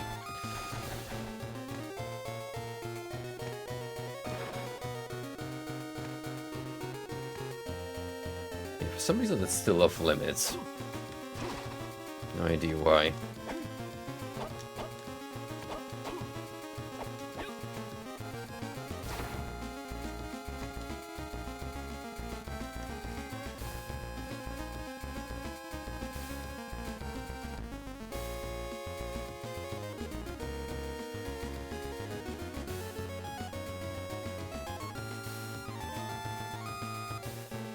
You know what? If I descend, it's actually gonna be the most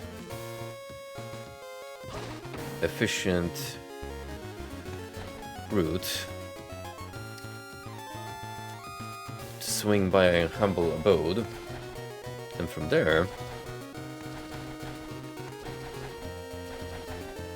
move on to the boss chamber.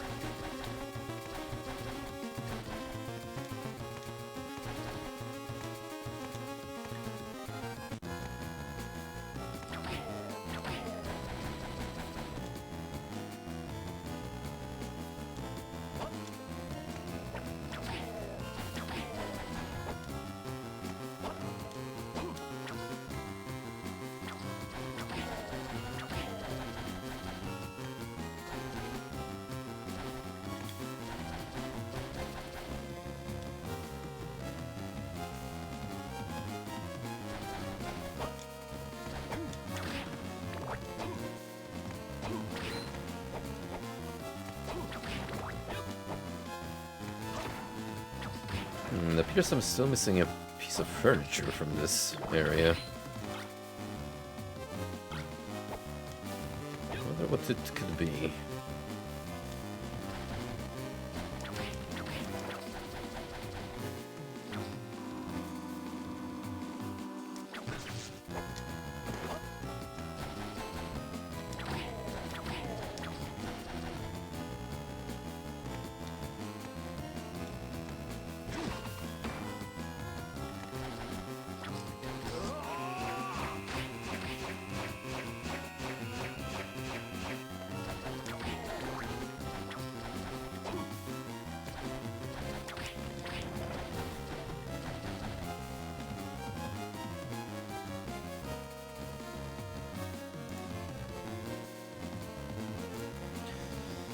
Actually, I have an idea what it is. Just don't know how to get in there. 'Cause there's a room somewhere here that you can't immediately access.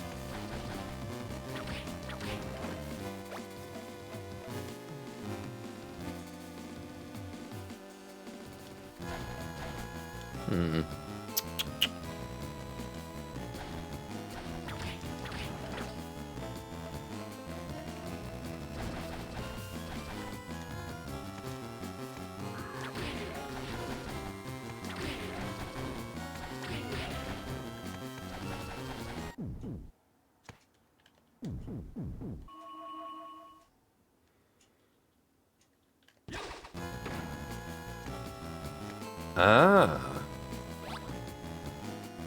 Summoning Tome in the Wizard's Urn, which has a derpy Dragon Quest-esque slime face on it. When combined with the sub-weapon, the user can summon many monsters. Ooh.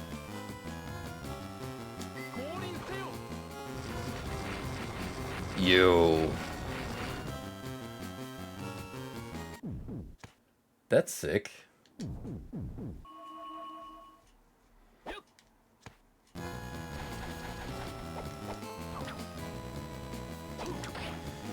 Well, shit, glad I'm swing by this place.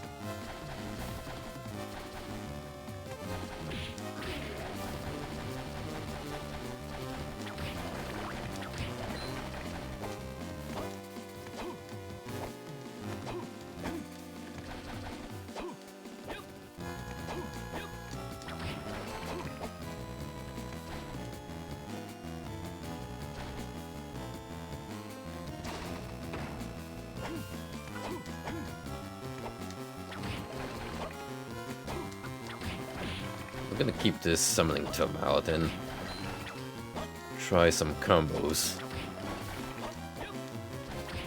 on the next major antagonist bump into. First, it is time for home decor.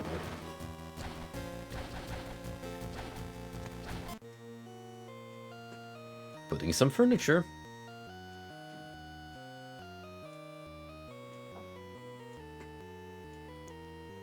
Snazzy. This place is absolutely packed with stuff now. Look at that goofy clown face.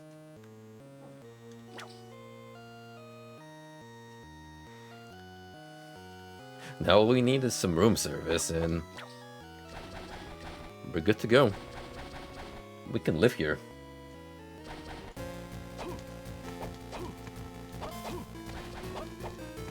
It's not gonna be easy for them to go down this flight of stairs every single time though. And past all the monsters.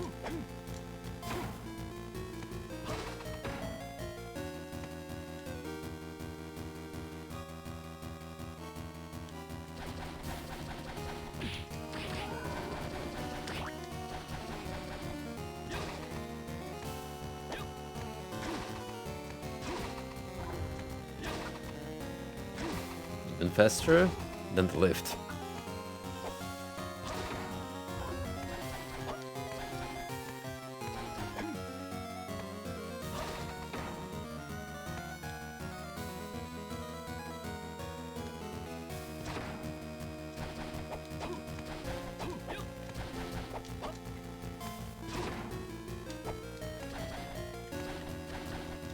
Now onto the save room and towards whatever confrontation awaits us.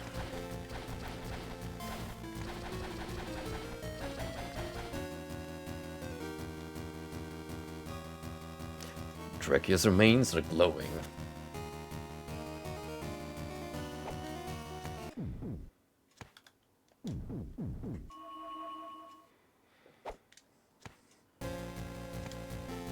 It is time.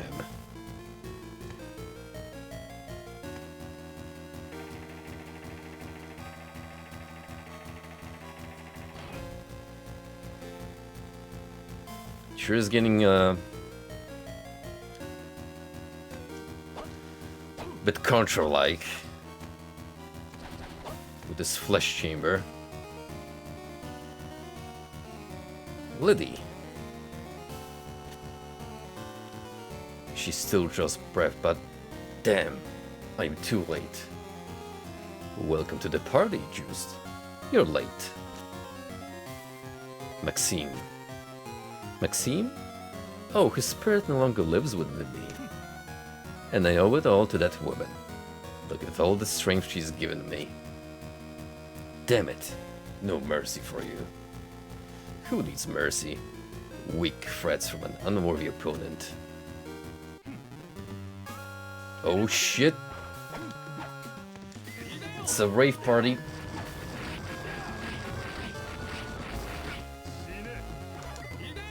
Sheena.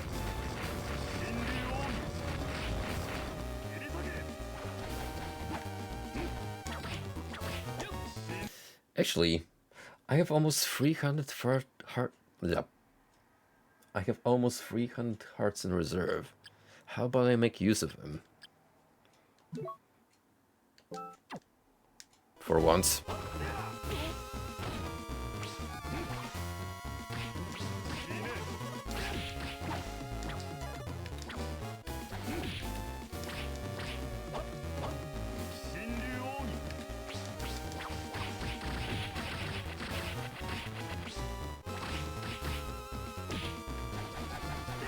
Look at this ninja over here.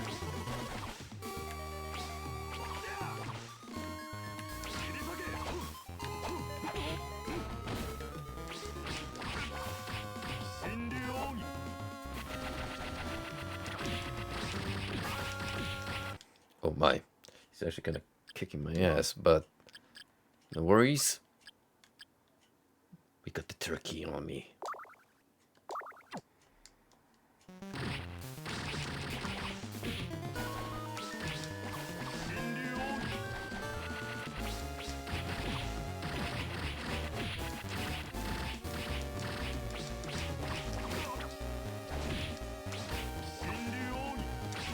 As expected, he's very tanky.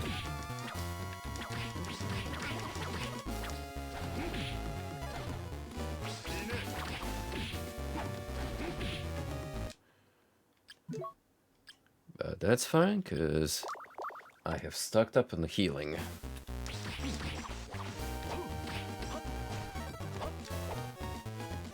Going Naruto on me, I see. With them clone jutsus.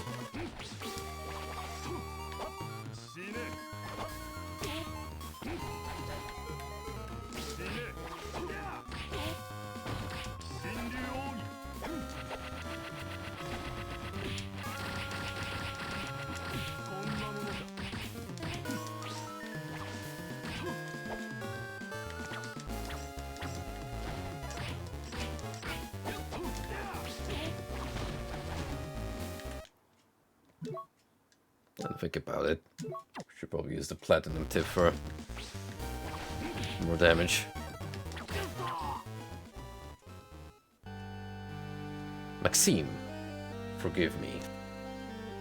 You think I will lose? I, who wield the powers of Count Dracula. Maxime was stronger than you are. I don't believe that you could have taken all that he was. But if I die, he will perish as well, and the woman too. So this is goodbye. With that cursed strength of yours, you'd better hunt down Dracula eternally.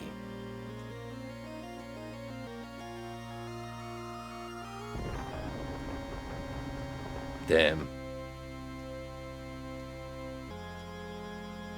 Yep, damn it all. Ultimately, I couldn't save Lydie or Maxime. All that remains to remember them is this bracelet. Couldn't even protect those I love. I failed as a vampire hunter. What on earth should I do with myself now?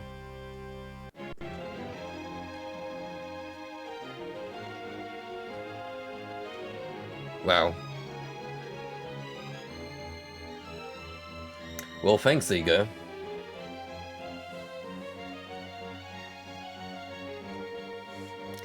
And, it sure wasn't the ending I expected.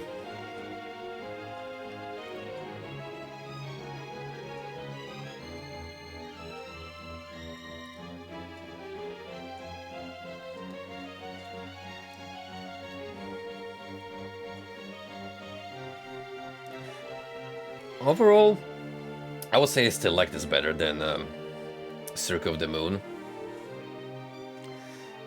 It's definitely a better game to play. Oh, thank you, devs.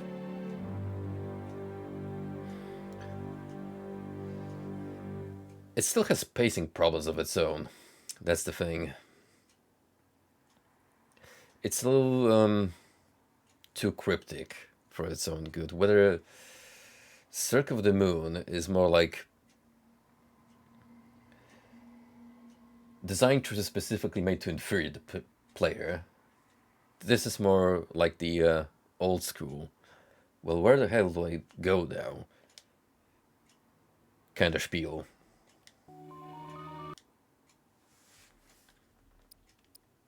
Yeah, we got a different start screen this time. To get with the bus rush mode.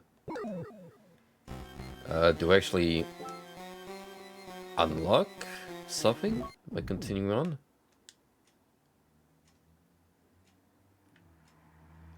I don't think so.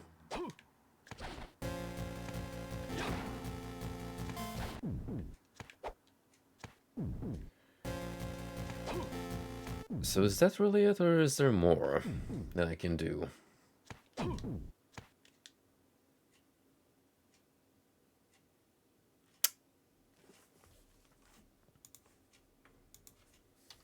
Let me look this up real quick.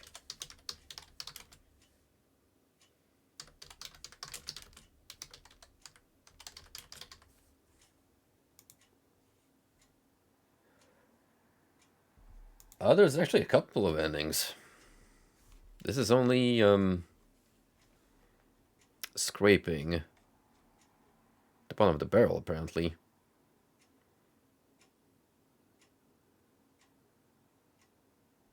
And guess what? We got the worst ending. Surprisingly.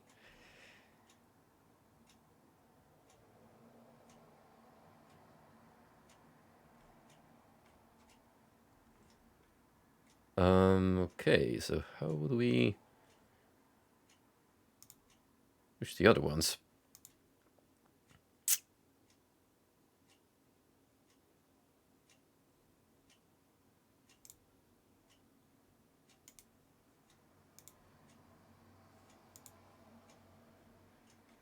Alright, let's see.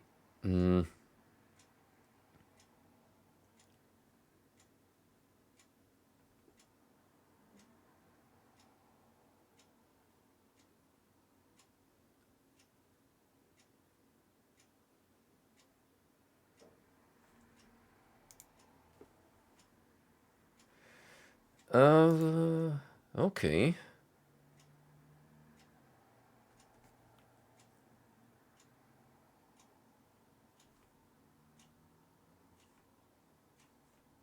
I should fight him in the other castle, is what I'm getting.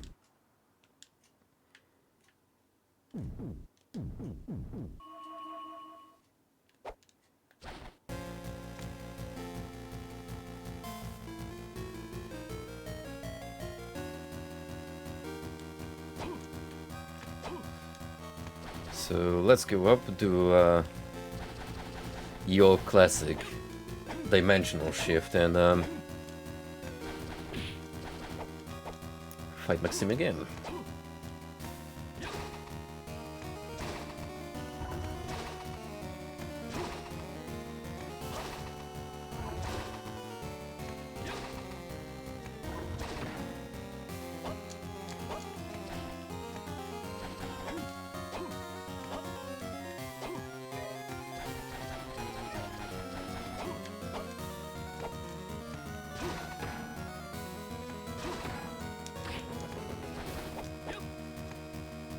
Apparently these extra 2 endings that exist are not super involving when it comes to meeting the requirements, so hey, may as well knock them out.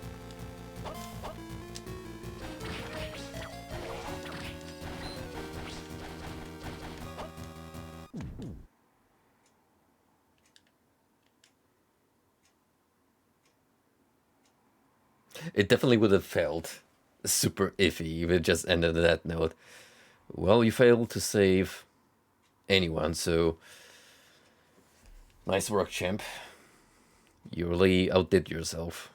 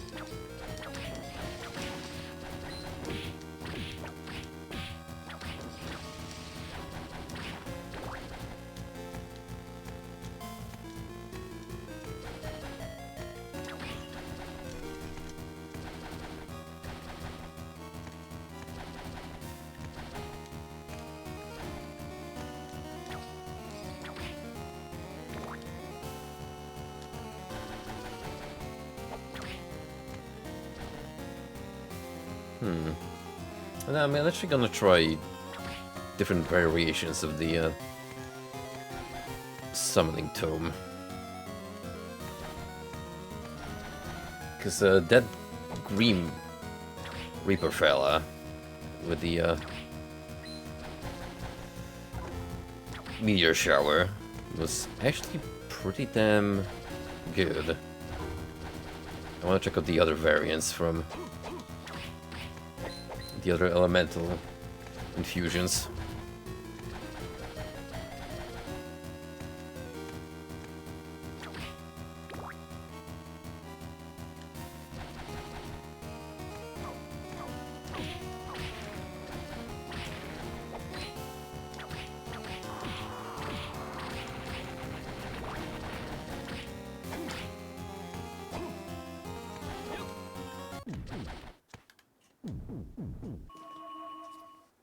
Oh, where did I get holy water? It's not part of the plan. Eh, fuck it.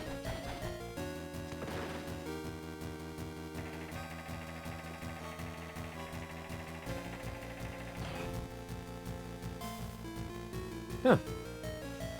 Even the texture work is different here. Stop! Juiced. It's you. Oh right, this makes actually sense because in our reality he retains his sanity, but if you go to the alternate castle, that's when the evil spirit takes full control of him. Lady, are you alright? She's lost consciousness, but I think we've made it here in time. Maxime, you still managed to hold on to your true self. Yes, by some means or another, but I've reached my limit. I beg you, take my life. What do you speak of? I can't hang on any longer. I can't fight the impulse. But I cannot take your life. Then I'll make you kill me. Defend yourself. Here we go again.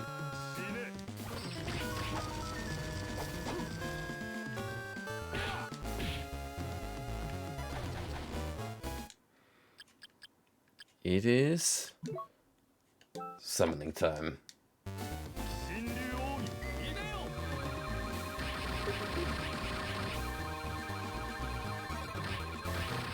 Going SMT on his ass.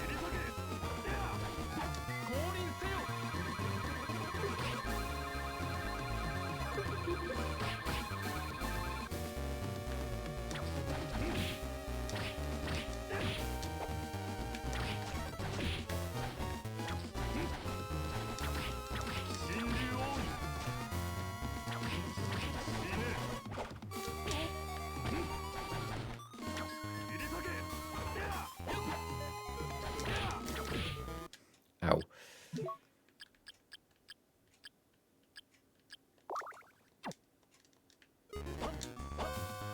Oh, I'll be fine.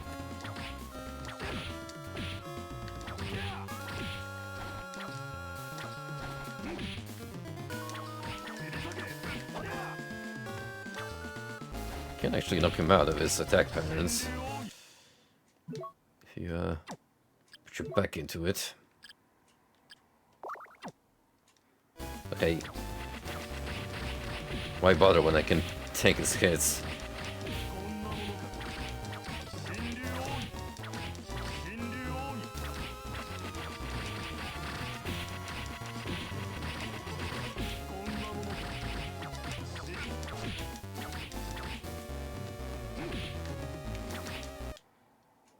I've got all the healing I could ever ask for.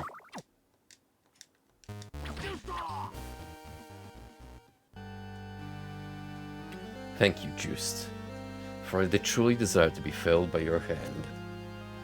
Maxime, I wanted to free you from your cursed fate. That's enough.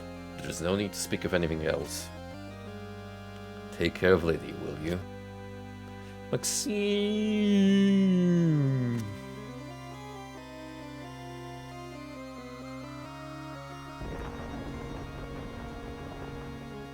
Well, the good news is I managed to save the girl. Bad news is the bro didn't make it. Oh. Oh. It looks like you're coming too. Have we been saved? Yes. Huh? Where's Maxime? Maxime is... juiced. It's alright. You don't have to say anything more. I have no idea about what happened between the two of you. But you mustn't blame yourself. Blaming yourself is the same as blaming him. Perhaps you're right. Indeed, Maxime would have agreed with you. At any rate, let's go home. We'll figure it out after we've rested. That sounds good. Let's go home, Liddy. Well, glad we got over our dearly departed friend so quickly.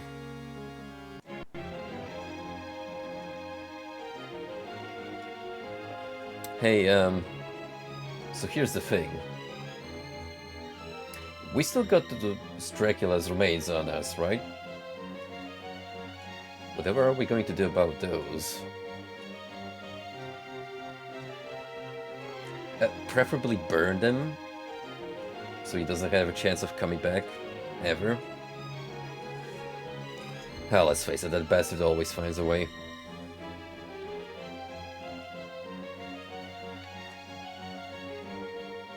Just refuses to let go. Persistent bugger that he is.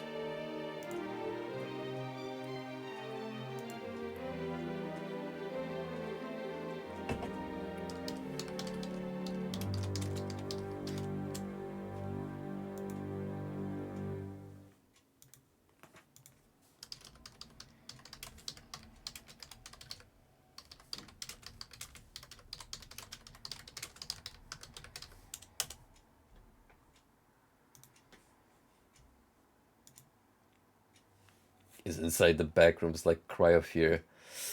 You know, I haven't played Cry of Fear myself, but I've seen a playthrough of it, and it does resonate similar energy at times.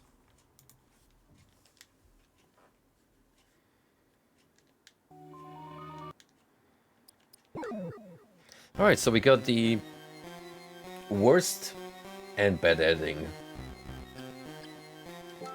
So we're doing a pretty damn good job at being terrible. Now how about we actually save the day?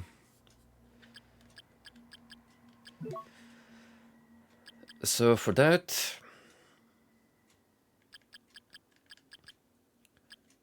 we need 2 items on our person.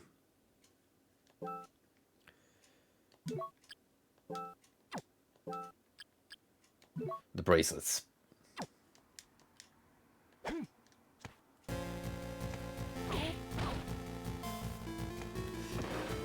It seems strange, but apparently there's some deeper symbolism behind this.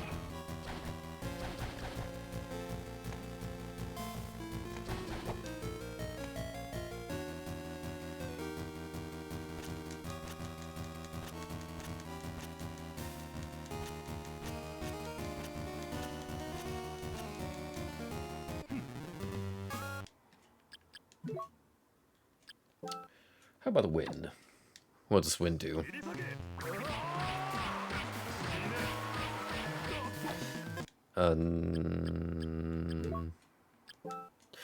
Oh, right. It's the sub-weapon that changes.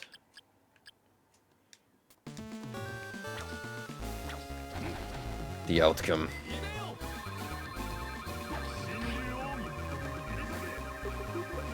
Regardless, get rained on.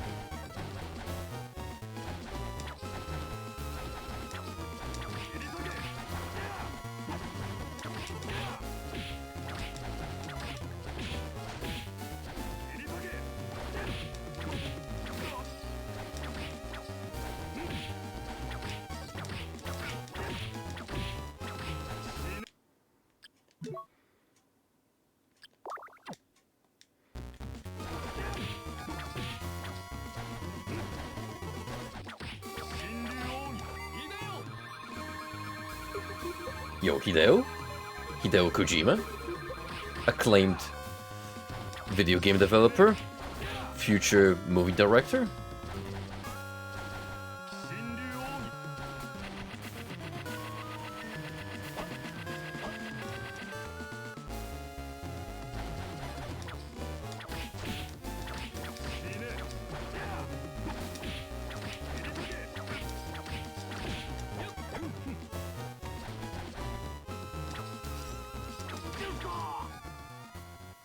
GG? Easy.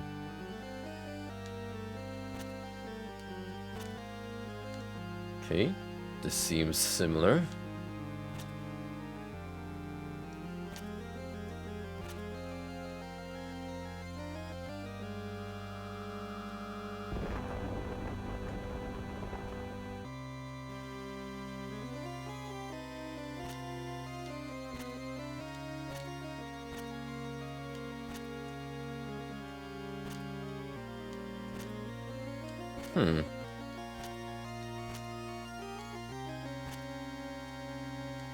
Did I botch this? I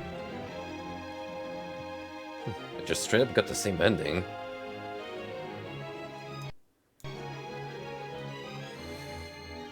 I mean, the requirement said to beat Maxime while wearing the bracelets.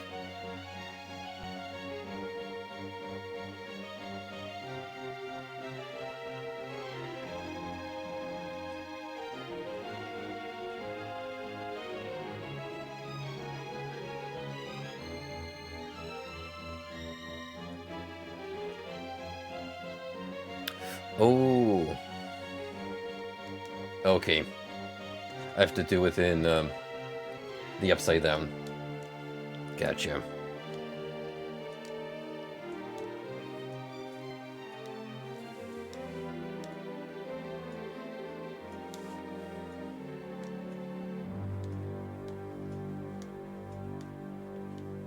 So I'm gonna kick Maxime's ass as many times as it takes.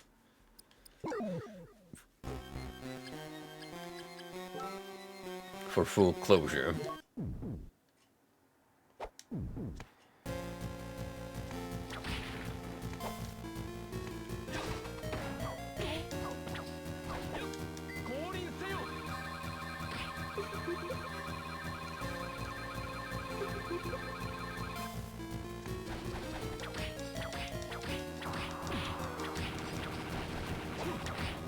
Maybe I could pick up a new sub-weapon on the way, just so we can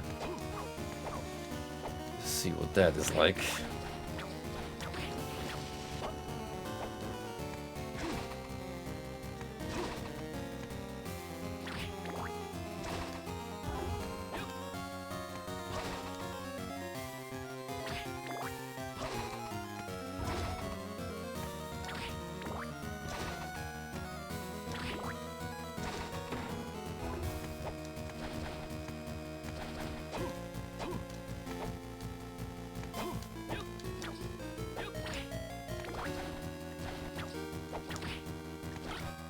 Yep, let's go with the fists.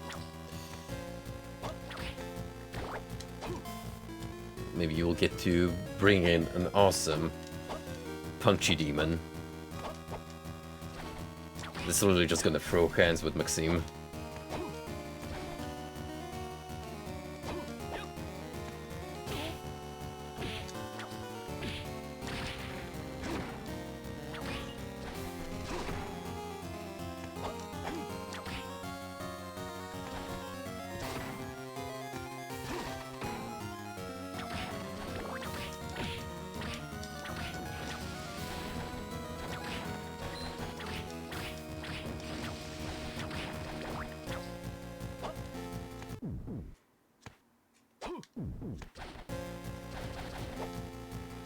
Oh, I'm at it.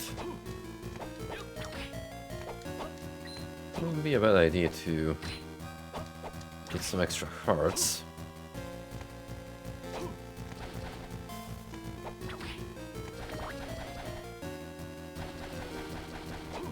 Can carry up to 300, which is quite the number.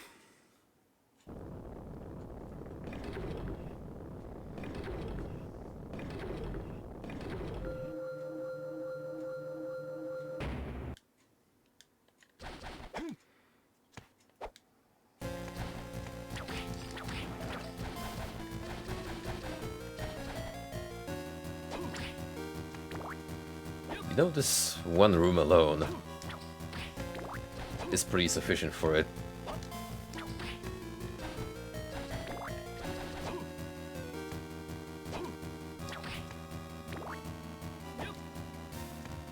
This may not be the perfect sub-weapon, but there's always an option. In the worst case scenario, you can always go find a different one.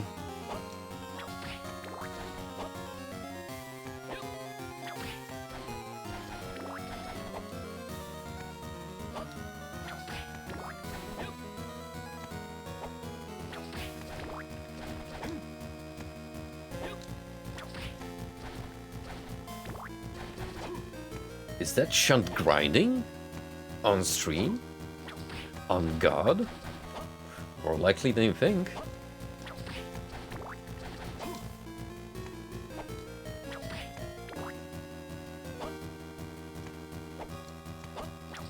It's easy enough and not particularly involving, so yeah, I can take the effort.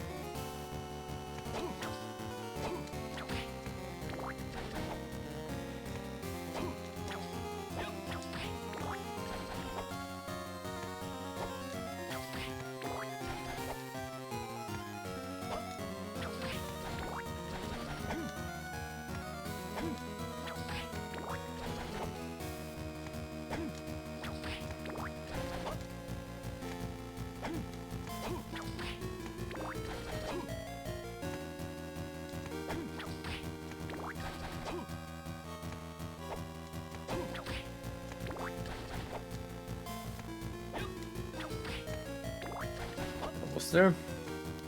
Just a few more smacks should do it.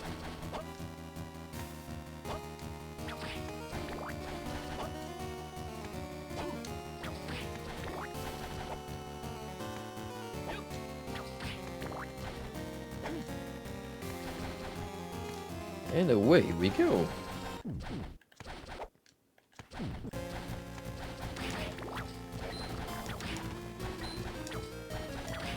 We gotta kick our friend's ass again, because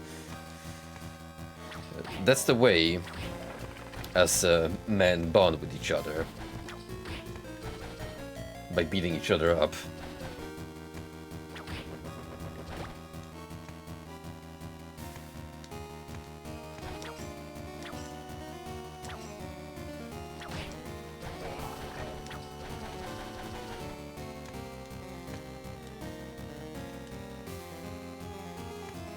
Listen, self-care is all about showing your homie that he's on the wrong path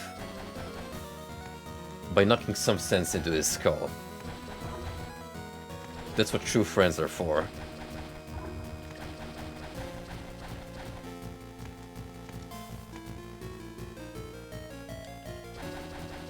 Possessed by an evil entity or not.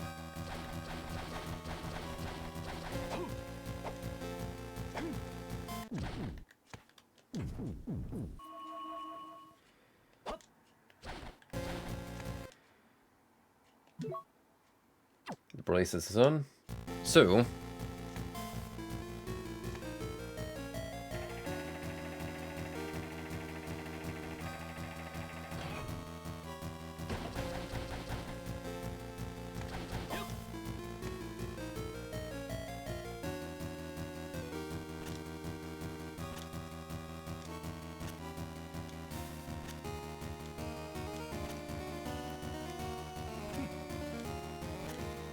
the dialogue is the same. So let's get on with it.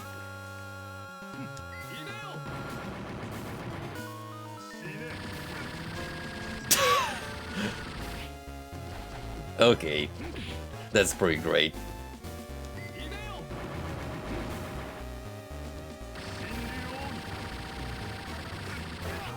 This is the real Ashura's wrath they don't want you to experience.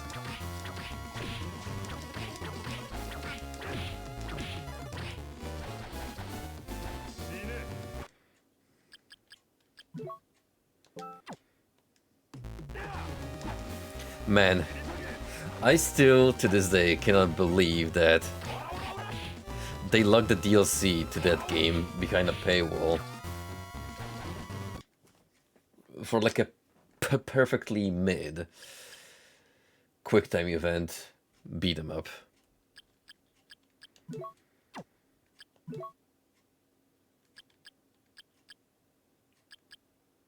I don't know what Capcom was smoking when they came up with that idea, but it's kind of in brand for them, wouldn't you agree?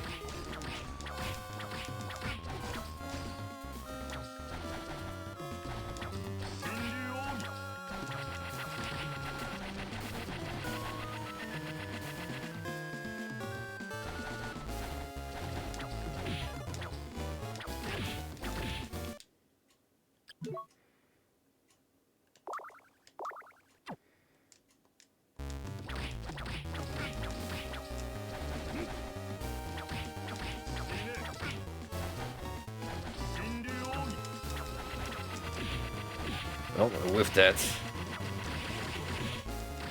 like, blew my chance.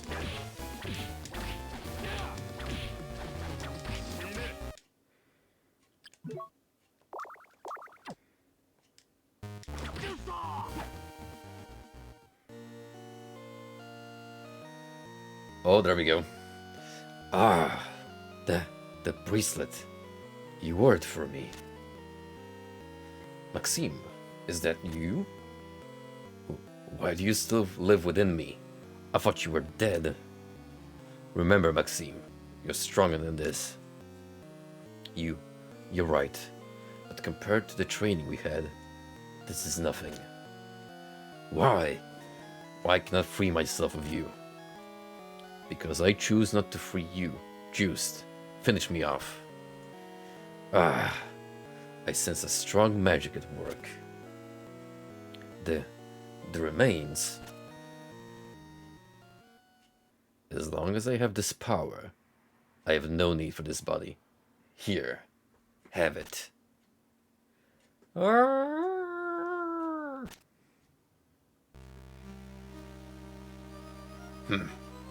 I'm not stable, but your blood will once again make me whole.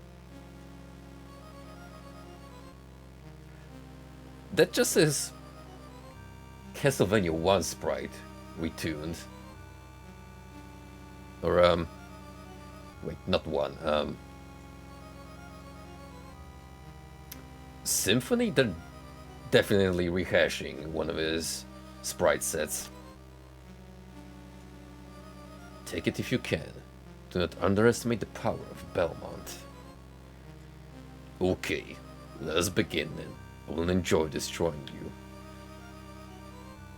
There's something weird about Dracula saying okay. But then again,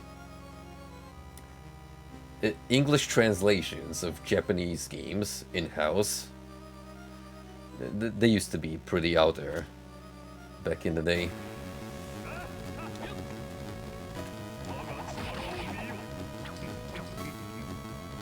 So he's starting off the same way as he usually does.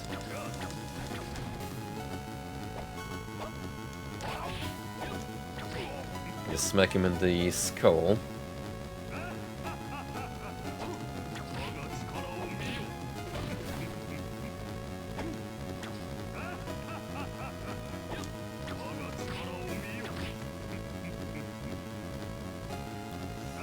Just like in the good old days.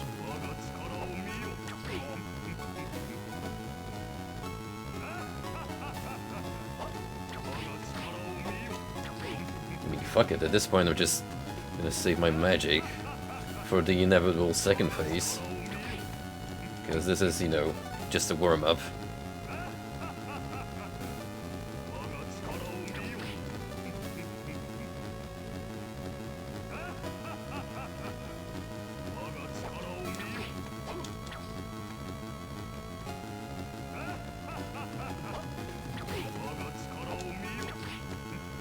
Yep. It's same old, not a whole lot going on. You smack him in the head, he teleports, rinse and repeat. Until he decides he wants to go all out.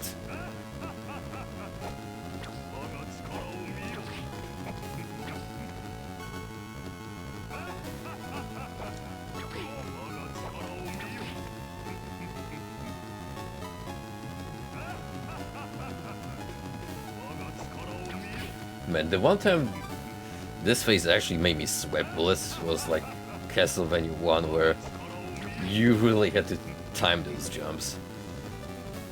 And your entire progress was in line. Because if you done goofed, that's it. Back to the starting position you go.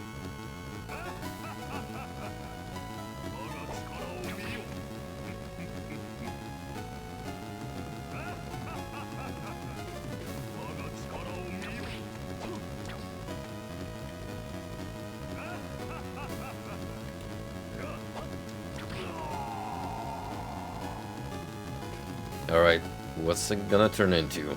Is it gonna be cool? What the fuck? No, that is messed up.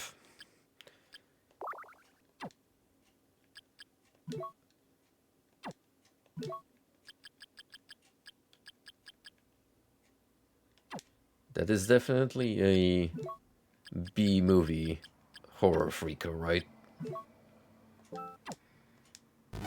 And you know what? Get brutalized.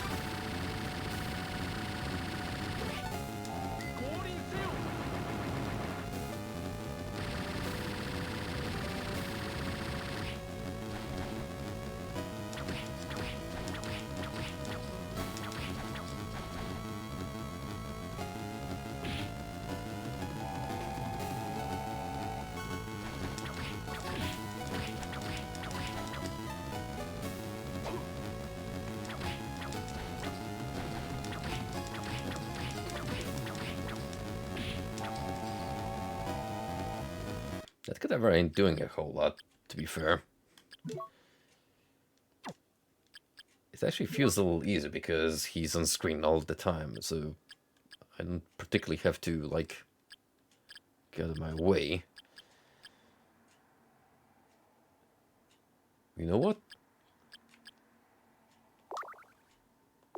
Why not? Let's really cheese this. Son of a gun.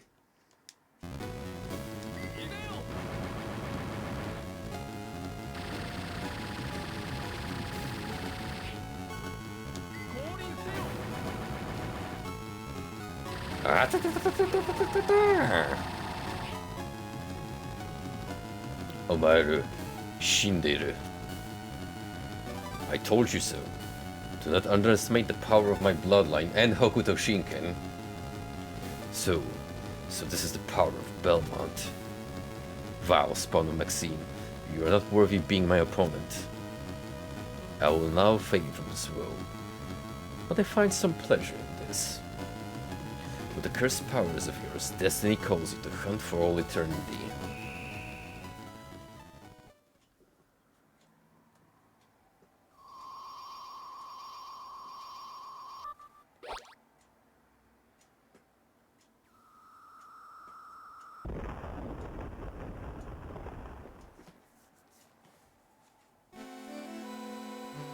Where am I? Maxime, you've come back to us.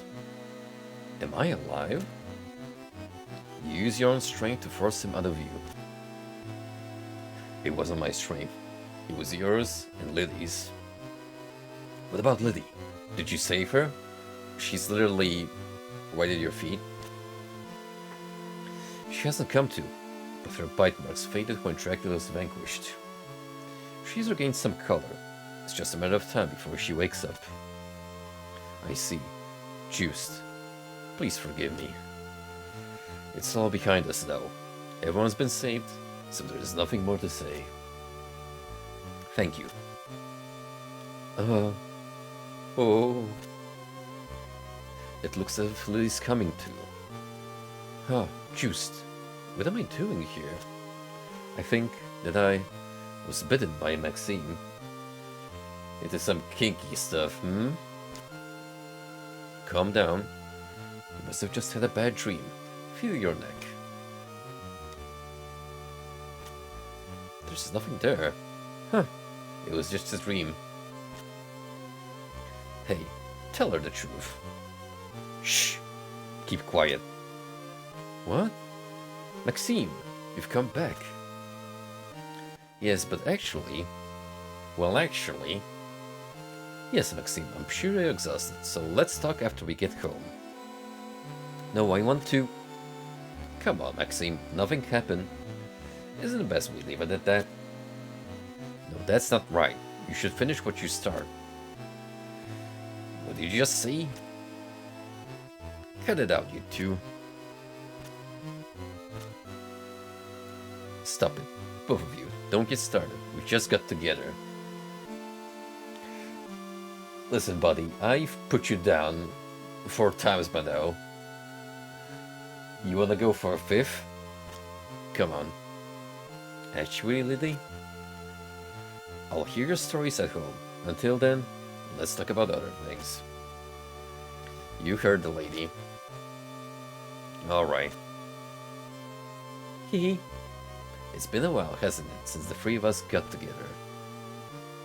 Yes, it has. Yes.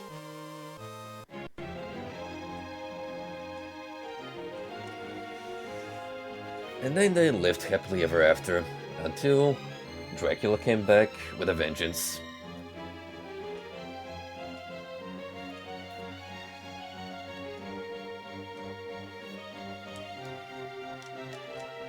Are we gonna see any extra incentives? I did notice a boss rush mode, in case you wanna get more of a bang for your buck, I suppose.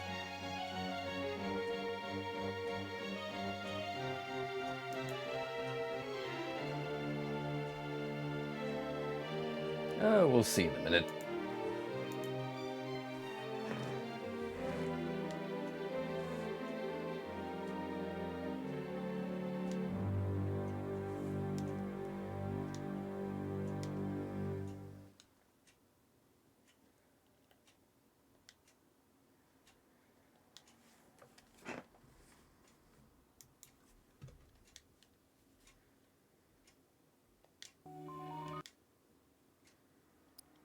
Sound mode.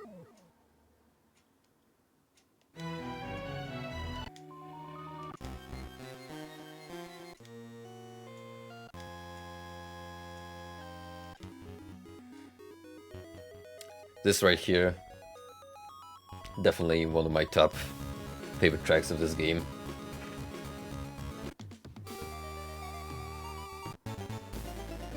It's got quite a few of good compositions.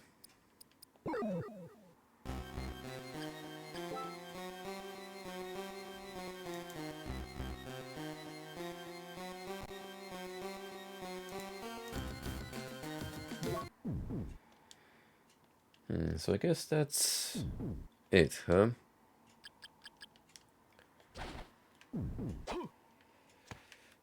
Well, I suppose we'll leave it at that then. Harmony of Dissonance completed.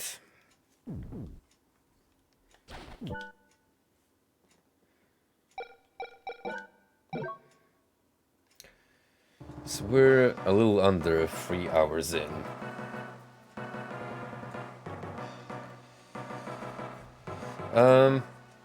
I don't think I'm gonna start a new Vania tonight. We have 2 to go through. At this point, half of the collection is wrapped up. 2 lengthy boys. And we got another one, which I've been told is the best in the collection period and one of the better Castlevanias altogether. So, looking forward to experiencing Aria finally. However, we also have this entry. a throwback to the classics. Now, I assume this is going to be on the shorter side, so what I want to do for the next stream of Castlevania Advanced Collection is dedicated entirely to Dracula X. And once we have that wrapped up, we can start up Aria.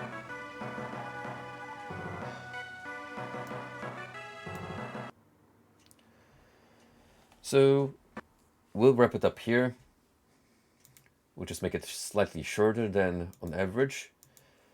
However, tomorrow I will be picking up Hades. We have some new stuff to experience,